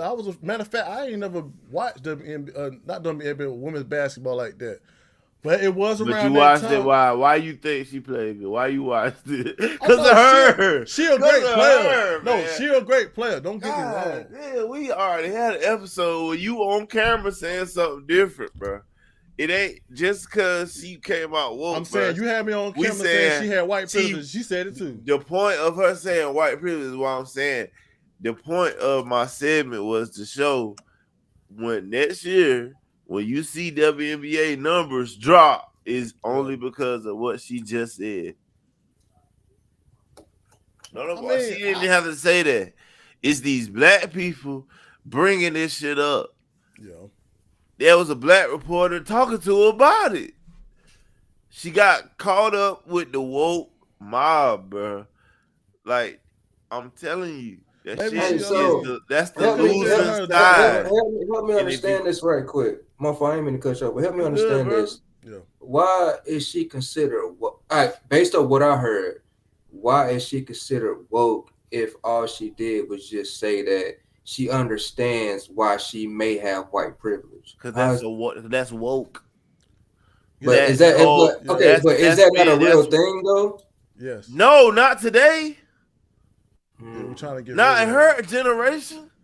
Your granddaddies in them, but not yours. Yeah, woke, not ours. Woke is deemed woke is like recognizing I'm black, and it's still bringing separation. That's what I'm. So that's what woke mean. It's that's what back in the day it did mean. I gotta say, non-binary and pronouns and identity politics, like black representation, just because instead of the best black person on the planet doing the job, we just need a black person there for representation type shit. Has that position been abused to the point to where you're saying it's an issue now? Yeah, like on some boy choir wolf type shit. Yes, bro. Race hustling as a whole is weak now, bro. Like that shit look weak. Like I'm tired of black people making excuses for nothing. This lady, like I said earlier, this lady argued with Charlie Kirk saying her life, America is not good for black folks. And this bitch is in college, well dressed, well fed, with high fashion apparel. So it's like, what is not working for you? Do you want more? It's like, that's why Scott Jenner said she gonna learn that no matter, it's never gonna be enough for her. She can say she got white privilege, she can say all this, and these people is still gonna hate her on the low, bro. Well, you can't bend the knee to these people. I'm with you, but on that, when you was explaining her attire, I'm with you, but just hear me out. Living in California, living in California, you're gonna make more money than you make living in North Carolina. So those extracurricular activities like those clothes and stuff, you will be able to afford. So I don't want that to be the, like the underlying thing. We didn't even mention I blame the California or what state, and I didn't just mention clothes as the underline. I said college, well fed, and a woman, and college black. Well fed. I blame them. Was you well fed as a college student? Yes. Oh, damn, my fault. You different. But I blame the fan base. You was too, nigga. Shit, well, I had to use the goddamn. Hey, you right. I was. I just blame the fan base. Did you spend money and get it? Or yes, I did. But I did. Saying, bro, but damn, you had a chance to catch up on it. Real talk. I blame the fan base, even black fan base, because I know a black fan base is not going to buy their young son of Angel Wilson. Yeah, because you still living in the damn 80s where you hear black people don't buy shit. But black people is richer nowadays than they ever been, bro. Who you think going to see Beyonce? Just white people? No, black people. Yeah, but I don't see little boys walking around with Angel Wilson jerseys, but I do see some white boys. But why walking should they? Damn, but we have NBA. Like if he wants, I'm just saying, if it's a white boy walking around here with a Clayton Clark, why can't it be a little white boy, a black boy? Where have you seen that? Where have you seen that? She was like how many times have you seen that? She has a little white boy walking around with her jersey. They don't mind. I'm talking about in real life when you was walking. I'm not talking about at her game or something. I'm talking about when you walking around real life. How many times have you seen a dude wearing a Caitlin Clark jersey? In real life. She got them type of fans. That's why it is I'm saying, have you seen it in real life? I don't live in Indiana. Her fan base is totally different. Bruh. She has that fan base. She has the fan base of male, female supporting her. in Indiana. So if Caitlin Clark went to what's the WNBA team in North Carolina if they got one? Shit. What's the shit? Sparks or some shit? No, that's no, LA. Sting. The Sting. All right, so if Caitlin Clark went to the damn Sting, you don't think niggas in North Carolina will buy a Sting jersey with Caitlin Clark on them? It's lit. It's lit. I really don't know. It's lit. She coming to North Carolina. You hear how 2K reacted. You hear how I'm asking. I will hope. So you don't think a nigga will buy a Caitlin Clark jersey if she came to the Sting based off just her being who she is? No, dude. Oh, damn, bro. Like, I keep trying to saying, make a point. I'm just saying. A little black boy walking around with a WNBA jersey. What? Tell me he's not gonna get sexualized. Not sexualized, but tell me he's not gonna get judged by other people. He's not gonna get judged by other people if it's a Caitlin Clark jersey. If it's a Caitlin Clark jersey, he is not gonna get judged, bro. If it's a Caitlin Clark, get judged. You're right. If it's a Caitlin Clark jersey, he will not get judged. I don't give a fuck if it's the fever in here in Charlotte. I don't think so. So you think somebody gonna say, bro, you wearing a Caitlin Clark jersey? Like you think somebody? Oh yeah, of course. Yes. There's people out there that from will the black do that. community. Well, y'all niggas demand. Y'all niggas need to demand more respect in life. Then if a nigga say that to you. But that's just real life though. There are.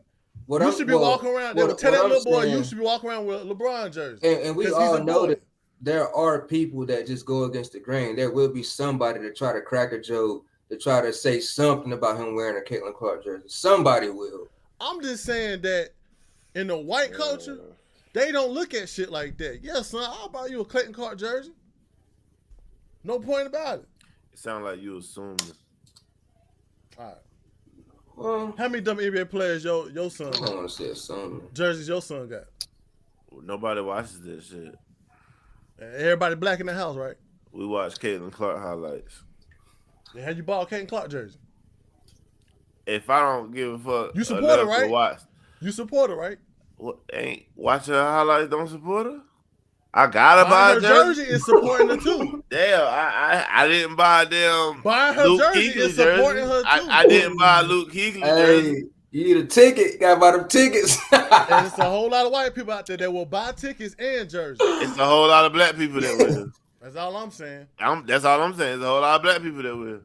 Well, y'all ain't about no jersey, and y'all fans of Caitlin Clark. So black people ain't got no Caitlin Clark jerseys? Black people, like I said, the fan base is totally different. The system is totally different. That's why it is. So why the Caitlin Clark got black fans then?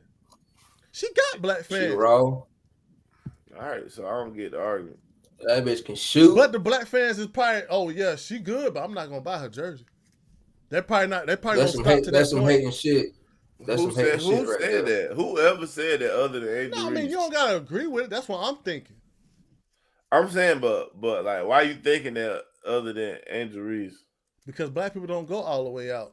They don't go all the way out for the top. Shit, boy, you saw what? Nigga ain't never seen no Cowboy fan. I don't know what Cowboy this nigga be fan. talking about. I don't know what he be talking about. So what player y'all favorite player in the NBA? This nigga is trying to ask me why niggas don't got WNBA jerseys and shit, and he just clearly know that nobody was watching the fucking WNBA until Caitlin Clark. Like, I don't get why he arguing like this. Like, he don't know that. Like, he don't know. All I'm saying that her fan base been predominantly white because she went to Iowa. That's all I'm saying. They saw her first. But I'm not saying they saw her first. We saw her next to college playoffs time. That's when we saw her. That's why all her fans is white. They saw her first. That's we what I'm didn't saying. see her until she was already known to be good. That's what I'm saying. I'm not trying to say that. That's Caitlin why White, it's like I'm that. not saying that Caitlin Clark got white privilege. I already knew her fan base was going to be white, and I already knew her fan base was going to support her a different way. All I'm saying, if mostly a lot of black people feel like, oh, the white people supporting Caitlin Clark, why it ain't more black people supporting the WNBA? Why do they still think LeBron's the one that playing is the best basketball player? It's too sexist. But I think today there is more black and more white people supporting the WNBA. In my opinion, and it may be because of Caitlin Clark, it may be because the times has changed, but I think there's a more viewership on that sport today. True. I'm about to send y'all a picture, man, to the chat, and you tell me how many black people you see in this picture and how close they is to Caitlin Clark, since only white people buy flow seats and get Caitlin Clark jerseys. Explain this photo that I just sent to the chat. Please post it. I just said the fan base is different. Nah, let's post the photo, please. I mean, you a black fan base, and you supporting her way totally different than what the other fan base doing. I'm just saying, let's just see the photo. I support basketball. Yeah, of course. Too quick. Yeah. Clarissa Shield? What color is that woman standing right now? Purple. Sorry. Black. And what color is that woman wearing the red Fever jersey behind her with the glasses? All them black women over there. Come on, bro. What is we talking about? Black people don't support shit, though. But I'm just saying, all them black women. But it's WNBA. But that's what I'm saying. You don't see that man standing right there? You see a white man that's supporting her too. If you're gonna go by that picture as your proof. Yeah, he brought his daughter. But I guess, he doing that because he brought his daughter. Why couldn't he do white? That white dude probably like basketball too. Let's support her. You getting tense now. Cause you see, everything I say, I bring facts. It's black people, man, in the center stage. It didn't take me long to find it. So you saying black next women week, woke as hell is gonna feature Bigger Dave. You can make this personal about me, but we talking about Clayton Clark. Next week, at the end of the day. It's little white woke kids out there buying her jersey. You just said you support her, but you don't buy her jersey. All right, next week we get on. We're gonna see a Clayton Clark jersey. I see black women in that. Well, I get a Caitlin jersey. I see black people. Get a Juju jersey. I would. What jersey you think they got on? If you support her, get her. Hey, what jersey you think she got on right there? That blue right there. What jersey you think that is? Damn. Come on, man. What is we talking about? Black people don't support. Nigga, they support ballers. Everybody support ballers. And when them other WNBA girls ball, everybody else. Now, I ain't gonna tell you. Check this out. I used to be a cold-hearted racist. And I did not fuck with Tom Brady at all. But it's like, I fuck with football. And then it's like, bro, I had to grow out of that shit. Because I was like, damn, like, Tom Brady he's really that guy, bro. Like, I can't even really say shit bad about him. So it's kind of like the same shit with the WNBA. It's like Caitlin Clark. It is what it is. She the one. But nah, it's different with Tom Brady because you ain't saying that about Tom Brady because he white. You saying it because he stopped your team from going to the Super Bowl. They saying this about Caitlin Clark just because she white too quick. I'm saying that the damn not you, big. I'm talking about like people. No. I'm just stating what I'm saying. I'm saying that the fan base is totally different. I just think that the white fan base don't mind male or female buying her jersey or showing up for her events. And why we hold that against them though? Who knows? Because I mean, and that's why I say the woke as hell part, bro. See, that's what make it woke. Is you can't black people, not you. Black people cannot explain why they have a problem with white fans supporting or white athlete. Who gives a fuck? You telling the truth though. You telling the truth on that point. That's why I said it should be this different support system in our community. If a little boy want to wear a Caitlin Clark jersey, it shouldn't be no judge by that. They gonna get judged because they feel like it should be Angel Reese. They want the woman to act like the black rapper bitch. Or that too. Like it should be any kind of fan base don't get highlighted when it comes to a WNBA player. That's what I'm saying.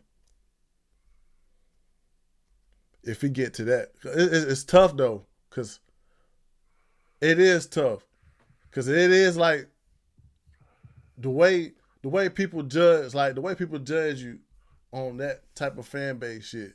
They will look at a white kid kind of weird if you got on a Caitlin Clark. Like, why are you wearing? You know what I'm saying? I never saw that though. It's just I can't agree because it just sounds like you assuming that's what they'll do. I haven't seen that. You might have seen that, but I ain't seen That's that. what I'm That's saying. why I don't want to agree with that. Cause I ain't never heard nothing like that or seen nothing like that. I seen everybody super fans of Caitlin Clark, no matter what color they was.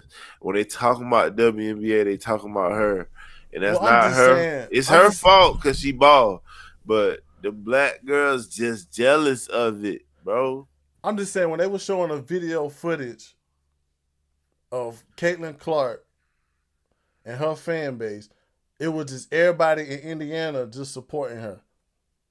It wasn't no. She's their star player for their team, and that's why I understand that too.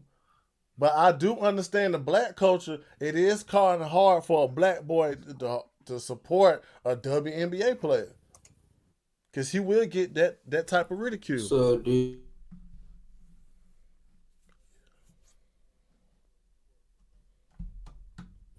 shit, he get talked about. He get talked down too. but and he black. Well, we know why though. You know that's what I'm saying. So everybody stating that Bronny got privilege ain't the same way about Caitlin Clark getting privilege. They don't care. That's what I'm saying. They don't care if Bronny got it because he black. That's what I'm saying. That's my whole argument. Yeah. Bronny. LeBron should have did this, man. Yeah, man. It's been done in history for years, and they overlook it when it's black. But when it's Caitlin, let it be a Caitlin white person. Nepotism. See, that's what I'm saying, bro. I'm tired of that woke ass shit. See, my side is looking at the fan base system. I just feel like the white side don't mind supporting whoever's good that they want to choose that's good. They don't mind that if they little white boy want to buy a WNBA jersey. Yeah, because in the white community, they don't worry about if they meet their favorite celebrity, if they gonna get cussed out or embarrassed for speaking. They don't care. Yeah, you're right about that. They don't care about the ridicule of people comments about who they support.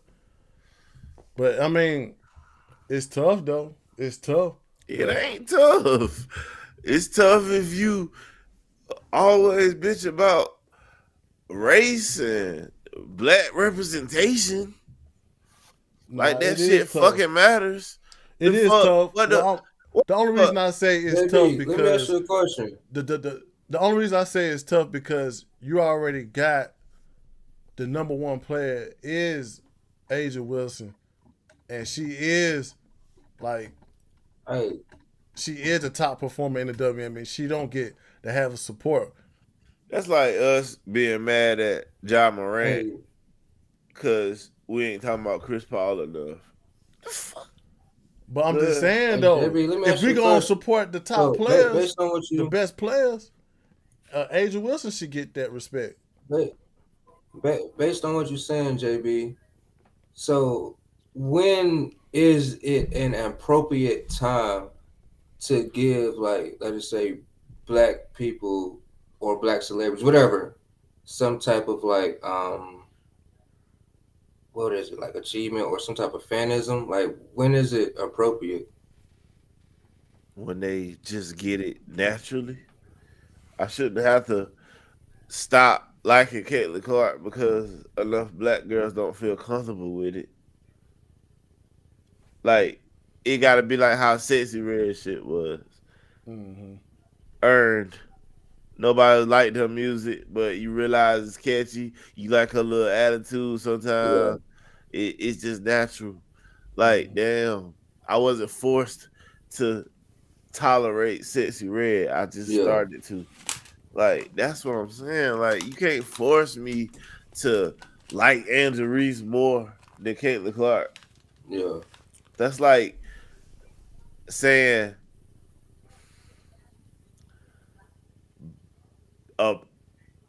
I shouldn't like fucking a quarterback over an old lineman. She play a big man position. Like, so why do you support LeBron though? You brought up LeBron as that representation because of who he was. Like, I saying, never why you saw a support basketball LeBron, player like him at one point. But why you support? I mean, you saying he the best player, right? He a unique best player, right? It ain't because he black. And it ain't because he black. No, I'm saying if we gonna go down the line of supporting the best player in the WNBA, Caitlin Clark is not that. See, I said, you keep going with best player. We talking about how somebody plays, and the reason why she's not that dominating force like that. I didn't say she's one dominate. of the best players, but she's not like LeBron. How she plays. Like, no player was more dominant than fucking Marvin Harrison, but we'll name hella receivers we like more than Marvin Harrison. That's what I'm saying. You stated LeBron because you never seen that type of dominating force. I just said what I stated. I just cleared it up. Don't try to take off what I just said. You had to clear it up. I knew what you said.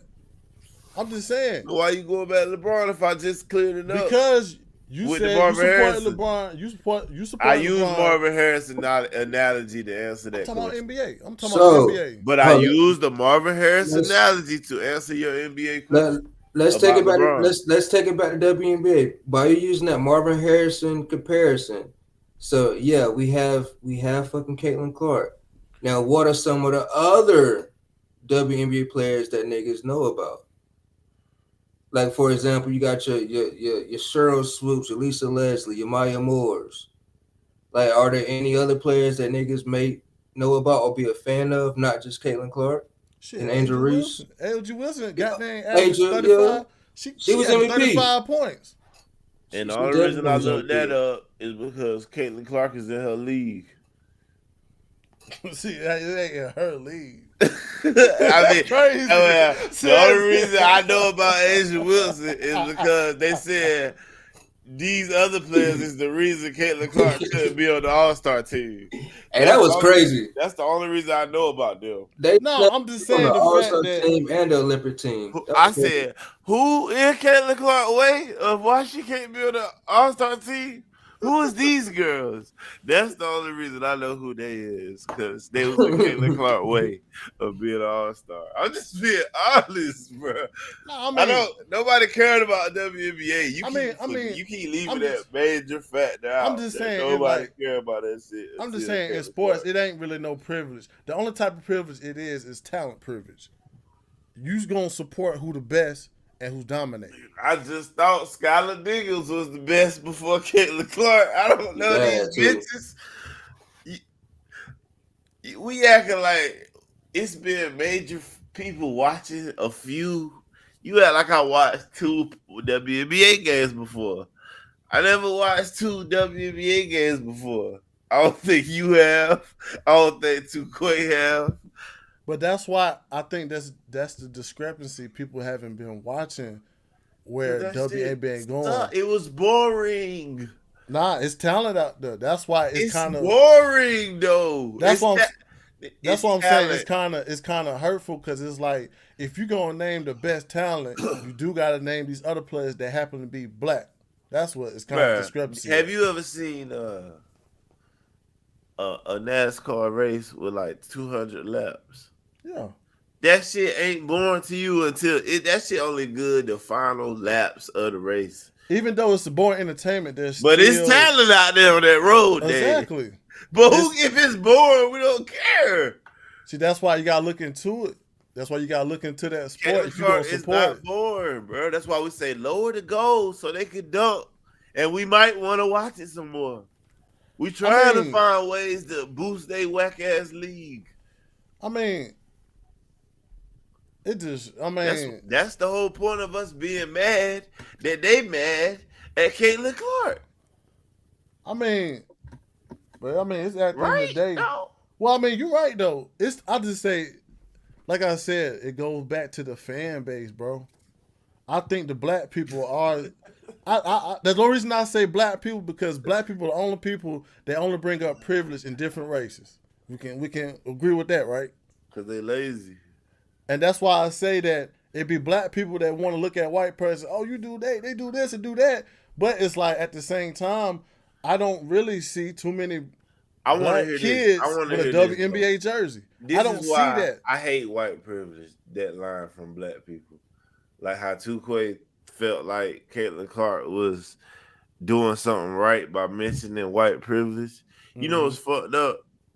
They don't even look at the fact that this girl's skills is why you watched it. You think she had some kind of easy path, and you don't even know the story. I know that. Black people think just because of her skin that she had an easy path, but if a documentary came out saying she came from the struggle and she was broke and she ain't have it, black people like it. I don't agree with that. I don't think people like her for that particular reason. Well, I mean, and I can speak for myself because I'm a fan of basketball. Like, I know what I saw from Caitlin Clark. So the whole white black thing never was a thing to me because I know what I saw in that player. So, but yeah, there is people who do think that way, but I know for me now, I don't. I mean, I don't agree with that. I thought you brought up that you thought it was it won't because of white because privilege. I felt that way. Nah.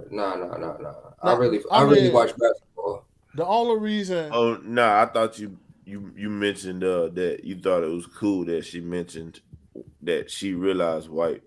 No, I'm gonna tell you. Oh yeah, that's cool that she did that. Yeah. I'm saying that she cool with that. I'm saying she cool with that. Not on the fact that she's agreeing that she had white privilege. I just think that I don't think she want to look as if she don't recognize certain problems that is in the WNBA. I think that it's cool for her to recognize that shit. It don't fuck up her character. She just a humble ass person. Shit. If she support WNBA and if that's a problem, that means she's with WNBA over the fans. And that's something like when people get blackballed and shit like that, like she don't want to get blackballed. She don't even want to. I think it make her neutral towards all this tug and pull over racial privilege. I think it made her neutral. She just looking at the fact that I recognize it and let me play basketball. Boom. Sometimes that had to happen. She don't want to look like that. Recognizing it for what though? For who? For her black fellow goddamn players. Why though? Because I guess that's a problem in the WNBA because nobody don't cover the WNBA as much, so they don't know the problems that occur in the WNBA. Because that shit boring. You know, ESPN and Sports Center, they gonna cover what they think their fans want to hear. It's boring, and it may be boring, but it's it boring. But mean that's a problem. That's the problem that's growing that nobody didn't look at, and she see it now because she played in WNBA. So it's cool for her to say that. So you want ESPN to not give a fuck about their ratings for that other people's feelings? No, I ain't even say nothing about it. I ain't talking about you. I'm just saying. Shit, if you want to take it there, hell yeah, I agree with it. If I'm paying for that motherfucker, hell yeah. What you mean paying for? If I'm paying for a monthly subscription of ESPN Plus, YouTube, TV, all that shit, I want to see what I want to see. And I should have the right to feel the way if I'm the one that's paying for it. If I'm paying for it and I don't want to see that shit, and more people like me than you, but that's, which ones should they go with? Keyword, you said that's you. So if we all and I said, and key phrase was more people like me than you. If we're all individuals, then more people like me than you. If we all individuals, nigga. I said more people like me than you. But look, if we're all individuals, then we have the right to watch what we want to watch. I'm just saying. And I said, if it's more people like me than you, which it is, then why shouldn't you don't know that? You don't know that for sure. You don't know that for sure. Pull up the numbers. Pull up the WNBA numbers? There's more people like you than me. Pull up the numbers. Pull up the WNBA numbers. There's more people like you than it is me. Pull up those numbers. Where you gonna get those stats from? What kind of based off the ratings? You about to bring up? Ratings, WNBA that is ratings. More people than what's the difference between me and you? Ratings. If it's more people that explain that to me. that it's more people like me than you? Yeah, how? Well, I want to look at the male demographic. Because how, Jared? Male demographic. Y'all look at bro. Say it. Y'all want me to can I fucking explain it? It's more people like me than you. How they gonna tell me? How they gonna tell me? How they or you gonna tell me how the fuck I think? Cause you would say the same shit, wouldn't you? You did it before. No, bro. I hate when niggas. I hate when niggas ask questions and keep fucking talking. Nigga, you cut me off. Let me talk then. You asked the question, nigga. You cut me off too. I'ma cut you off. You been doing it the whole time. Well, Mike, go ahead and say this nonsense. That's nonsense. You don't give a fuck about it. Come on, bro. That's lame as hell, bro. One mic. What? Asking a question and still talking out lame? You got it, bro. You got it. All right, appreciate you. Anyway, bro, you got it. Yeah, because you don't make no fucking sense. No, you don't make no fucking sense. Ask a fucking question because you want to talk the whole fucking time. And you can say I'm crying, bro. You been fucking emotional. Chill the fuck out. Or what? Like, chill the fuck out, nigga. What the fuck I just said? Like, nigga, you been emotional. What? Man, fuck out of here, bro. You bullshit, man. Yeah, whatever. Anyway, like I was saying, it's a difference between me and this nigga because he said he paying his money because he want to see WNBA. And I say if it's me paying my money and I don't want to see that, which means there's more people like me than you based off the ratings. Man, this nigga, yo. Who knows? This niggas be crazy, bro. Nigga need to stop drinking. It is crazy though, but let me look at the viewership race. I mean, it just threw me all away. It just threw me. Well, like I said, bro, I don't think that what she did was bad. I just think that she was just showing that she's with the WNBA regardless than the fans.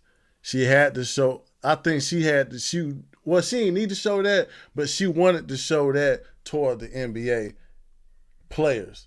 Because it's obviously the WNBA wasn't doing that. You know what I'm saying? The WNBA wasn't like that. They were still, you know what I'm saying? So she felt like, was like, yo, I got to show the players that I'm with y'all. Just to make herself neutral. She don't want to be a villain.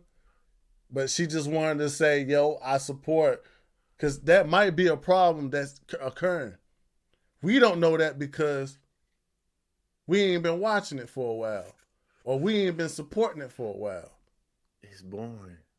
Yeah, it's boring. But I'm just saying that's a problem that's like occurring because we don't know it. We haven't been watching it. So I think Clayton Clark doing that was just saying, yo, I'm with y'all. Don't think that I'm against y'all. I support the woman because you know women, when they come together, they empower. And they always look at the next girl problem as their problem. You know what I'm saying? That's how women, and you can't do that in the NFL. You ain't gonna have no type of problem in the NFL because it's male dominant league. You're not gonna really have no player saying that, oh, he better because he white. No, he gonna be white and scoring touchdowns. Because it's a male-dominant league. It's an alpha-presented league. But it's also had that exposure, too. How am I emotional? Yo. Crazy, man. I forgot the title. I forgot the title of my shit. I got to go goddamn do these last It need to be fake conservative, liberal, woke-ass niggas. It's crazy, though, because I just look at the fact that I don't think she did a bad thing, bro. Because it's like, nah, she did, bro. I don't think she did because you should just respect her as a basketball player that's just showing support toward the WNBA. Because you know, the WNBA, they kind of, you know that, like y'all said, those are emotional women. You could tell this shit is based off emotions right here, saying that, oh, she's white privilege. Because you know, these women out here are emotional. And it seemed like it's from the black crowd that's emotional. That nigga just clicked off. You can see the black crowd be emotional as hell. Niggas gonna yell, tell me to chill out. Fuck on you, man. Yeah, I'm gonna try to cover these two. I put that shit on the title. First game. I wish I had one of them. First game. One of them damn tags. Man, I don't even know what episode this is. This is a good episode. It's episode 17, and this shit was called. I thought we was gonna get to it, but I got two stories to go with, man. Just two stories, man. I wish this like topic didn't go as far, but man, we gonna have to get to it, man. Yeah, let's get to it, man. We're gonna have to get to it. It's pushing 12:30, man. Damn. I'm gonna get to it, man. Man. You gonna knock it? Cause yeah, it's pushing late, man. Yeah, I'm gonna get to it, bro. Man. Oh, like the title said, it was called. This shit crazy. The Re-nig Me Too movement has now occurred. Yes, sir. Re-nig Me Too. Jay-Z, damn. Yeah. But we're gonna get to the first one. Y'all remember? You remember the goddamn Duke player that got accused for raping some girl, and like 3 of the players lost their scholarships, and the head coach lost his job. Yeah, Crystal Magnum, whatever coincidence her name, Crystal Magnum. Wow. She falsely accused them Duke players. She said that shit never fucking happened, bro. Crazy. Crystal Magnum, a former exotic dancer. She also spoke on the Let's Talk with Kate podcast last month, and she openly admitting that she falsely accused David Evans, Colin Farrentine, and Rade Singleman of raping her. And that was published December 11, 2024. She said that I testified falsely that they raped me, and I didn't know that was wrong. That's what she said. It was the first time that Magnum has publicly stated that she lied, when she made this whole story up, and she wanted validation from people and not from God. And also, too, if you don't, I'm going to retract. In 2006, Magnum accused 3 men of sexually accusing and raping her after they trapped her in the bathroom at a near Duke East campus. According to the records, she told the police that they raped her, sodomized her, beating her for 30 minutes in the early hours of March 14. This story got so much attention that around the time Roy Cooper had to come in, because she said later he accused himself from the case. Well, the DNA that would have cleared the men innocent was not presented in court. So Roy Cooper came in and basically dismissed the case. But the crazy thing about it, she's also currently serving time right now for killing her 46-year-old Reginald Day boyfriend in 2011. So, damn, this shit crazy, bro. See, right now that shit that make me mad, because, like, me being a man, right? I know that if a woman come and accuse me of doing the R word, I'm getting sent to jail off for just accusement. You know what I'm saying? Just accusing. But what happens to a woman when she's a lie? When she lied about the whole thing? Nothing. What happened to that woman? Nothing. She get to walk away and say, "Can y'all forgive me?" And that's the whole thing. Like, that's why I wasn't trying to ridicule the Me Too movement. But it's like, dang, what does the Me Too movement does the Me Too movement also involve the girls that lied on innocent men? Because she said it out of her mouth that the only reason she lied that she want to get validation from who? From who? These boys out here lost their whole career. They lost their whole scholarship because of this woman, and all she's talking about that I lied on them, and I just hope y'all forgive me. She talking about it's been on my heart to do a public apology concerning the Duke Lacoste case. I actually lied about it and the incident to the public, my family, friends, and to God. Well, she talked to family, friends, and to God about it, but I'm not proud about it. It's like, dang. Yes, man. They better get some restitution. Yes. A lot of these guys, because it said, damn, my mind just messed up with this. Oh my God. But proving niggas wrong, man. Niggas gonna say, how is it different? I was about to tell you, you kept goddamn hollering some goofy shit. That shit funny, man. It said knee phone.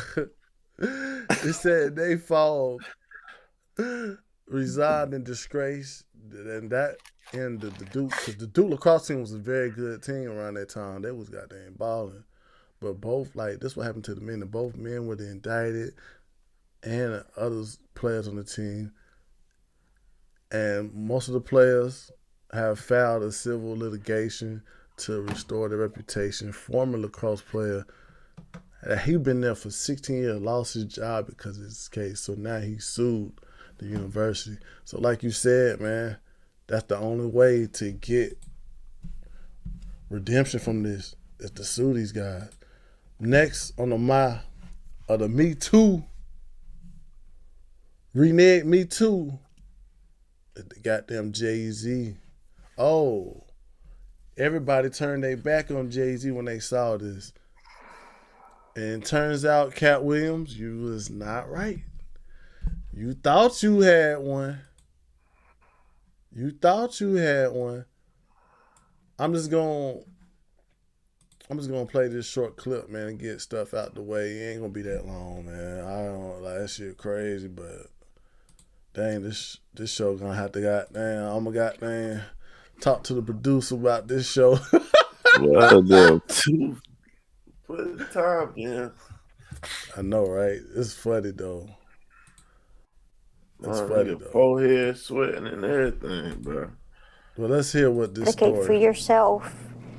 Take it back. You should always advocate for yourself and be a voice for yourself. You should never let what somebody else did ruin or run your life. A 38-year-old mother from Alabama who has filed a lawsuit accusing Sean Diddy Combs and Jay-Z of raping her when she was 13 years old is speaking out to NBC News for the first time. She asked us not to reveal her identity. What made you want to come forward and talk today? Because I think that I've been quiet long enough about what I've been through, and it's been hard enough to be quiet. But it's a chapter of my life that I'd like to close. An NBC News review of her account found inconsistencies with her allegations. She says that she went to the MTV Video Music Awards in 2000 to catch a glimpse of her favorite celebrities. You weren't scared to be all alone? No, with having autism is like feeling like you live your life in a shatterproof gerbil ball. The world's on fire. The fire is inside the ball with you, but there's no way for you to get out. In addition to having autism, the woman says she suffered a head injury. The night of the 2000s VMAs, she says a friend drove her from Rochester, New York to Manhattan, a more than 5-hour drive.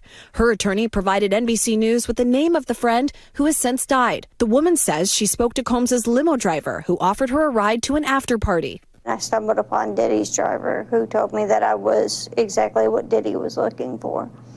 What did you think when he said that to you? I thought it meant that I was just pretty. She went to a White House, she says, where she spoke to musicians. I forget that. She lied. Let's get that out the way. She lied. Matter of fact, it said an Alabama woman who accused Jay-Z of Diddy raping her when she was 13 sat down on NBC News to recount what she catastrophic event, limo ride, White House, feeling wounds and sexual assault. But the woman and her lawyers also acknowledged that she had some inconsistencies in her account in response to some questions. She said, I made mistakes in relocations of that night. The woman identified Jane Doe in the lawsuit against Jay-Z and Diddy told NBC News. The woman said her stance by her allegations overall, but the inconsistencies in her account of the incident alleged to happen 24 years did not necessarily mean it's false. But among the inconsistencies, the woman said her father picked her up afterwards after alleged sexual assault, but he doesn't even recall that. The woman also spoke to a celebrity after party where she said she was sexually assaulted, but the celebrity said he wasn't even in New York that time. The images of that evening show that Jay-Z, who was named Sean Carter, you know Sean Diddy, was at even a different location where the woman described, although their whereabouts for the entire evening are unclear. This incident did not happen. That's what Sean Carter said. And yet he filed in court and doubled down in the press, and he added, referring to the woman's attorneys, Tony, true justice is coming.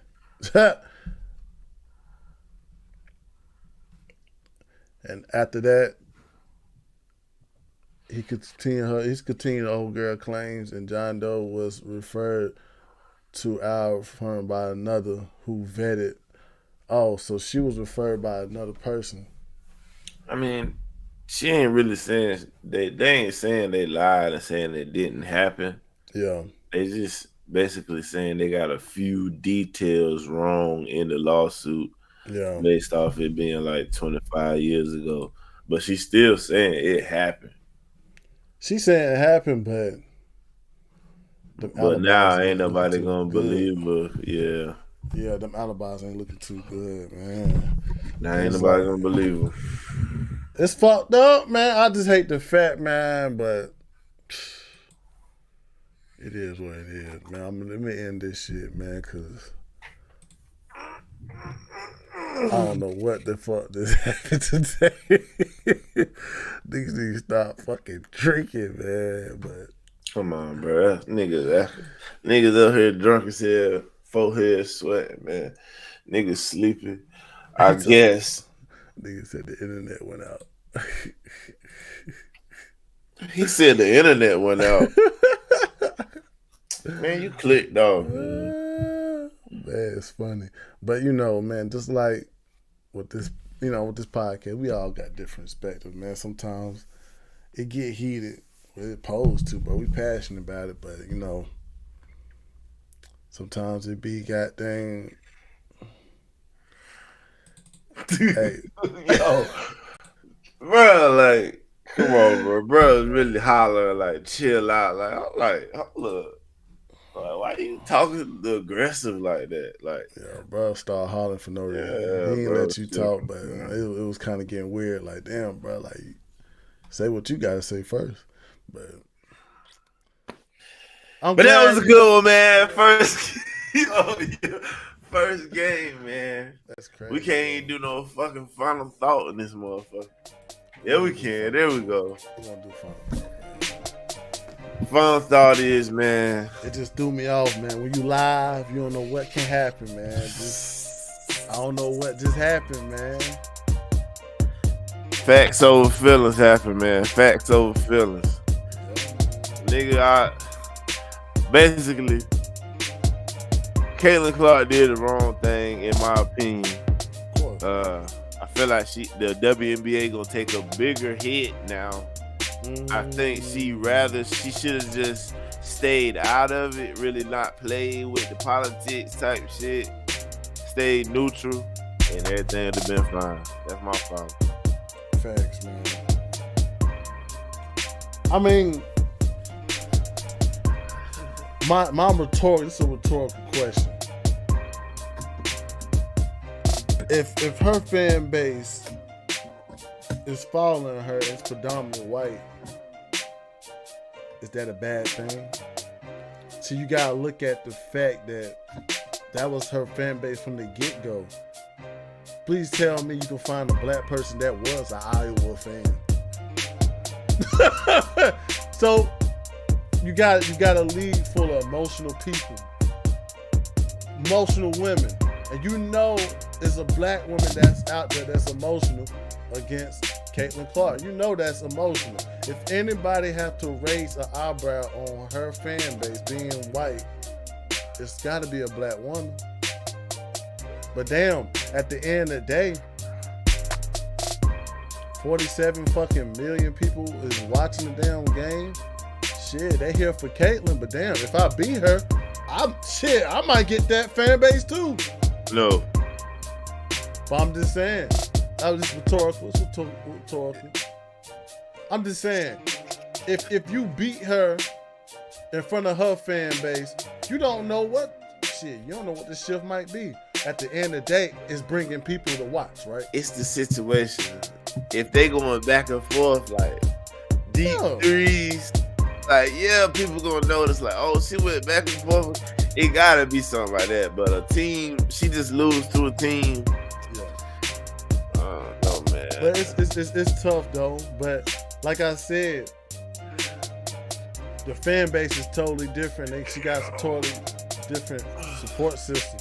I can't get mad at that. Really, nobody in the WNBA should be mad at her having her fan base. Because if these fans were supporting them, they would not make that case that, Asia Wilson got the most fans and they black. Nobody will never say that about a black. That's why it do kind of like, damn, what y'all want Caitlin Clark to do? And at the end of the day, I don't want my clock to set back. I feel like it is fucking me up as a man, and studies show that it's fucking up our children too, in the way how they act. So I'm with Trump. Let's get rid of that. Let's get rid of that daylight saving time. Hey, let me just ask one more question though. Yeah. What if you was black and you is black? But like, what if you was the top athlete in the NFL and you had to explain to the white players that, I got black privilege because I'm black, and I know they gonna pick me over your white ass at running back or receiver.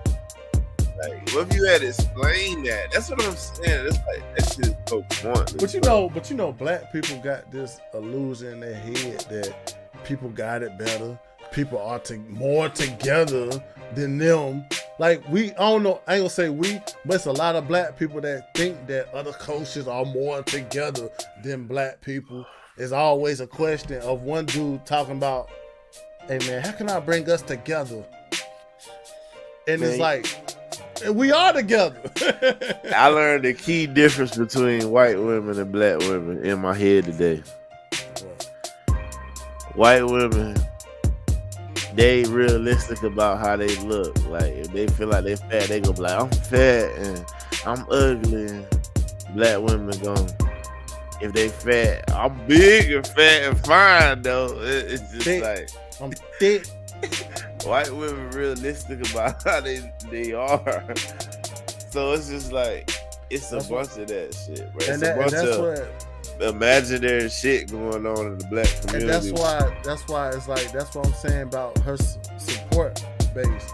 Like you said, like, it's you see white women out here that will actually go jog. They don't have to have a fat ass to go jog. Yeah, they man don't gotta just like it. They gotta keep it right for their man. But you got some of these black girls that look at their goddamn fat ass and say, "Oh, this good. Yeah. I ain't gotta do shit." If you don't like it, then you don't like it. Look, But it is what I hate about the black society right now. They looking at the wrong places and they looking at the wrong shit of talent. That shit is kind of stupid though. Why can't y'all just look at WNBA and just be support a WNBA? But that's another topic, man. That's it's been a crazy one. We had a guy jump off the show. Like, I didn't know what to do, but my producer was like, keep it going, keep it going. I was like, all right. But also, let me get one more with the Me Too, man. Jesus. I gotta give, like, bruh, the Me Too gotta come down and talk about. No, these niggas on paternal leave and shit. Man, hell yeah. I ain't. True. Let me stop, man. But hey, these Me Too gotta come down and sit down and talk like, yo, what the fuck we gonna do with these people that has been lying? Cause that shit gotta be talked about. If we're gonna talk about Me Too, it's a lot of these Me Too girls out here that are lying as well. But I appreciate your support. I appreciate everybody coming out tonight, watching. You already know, man. First game. We posting Monday. We out.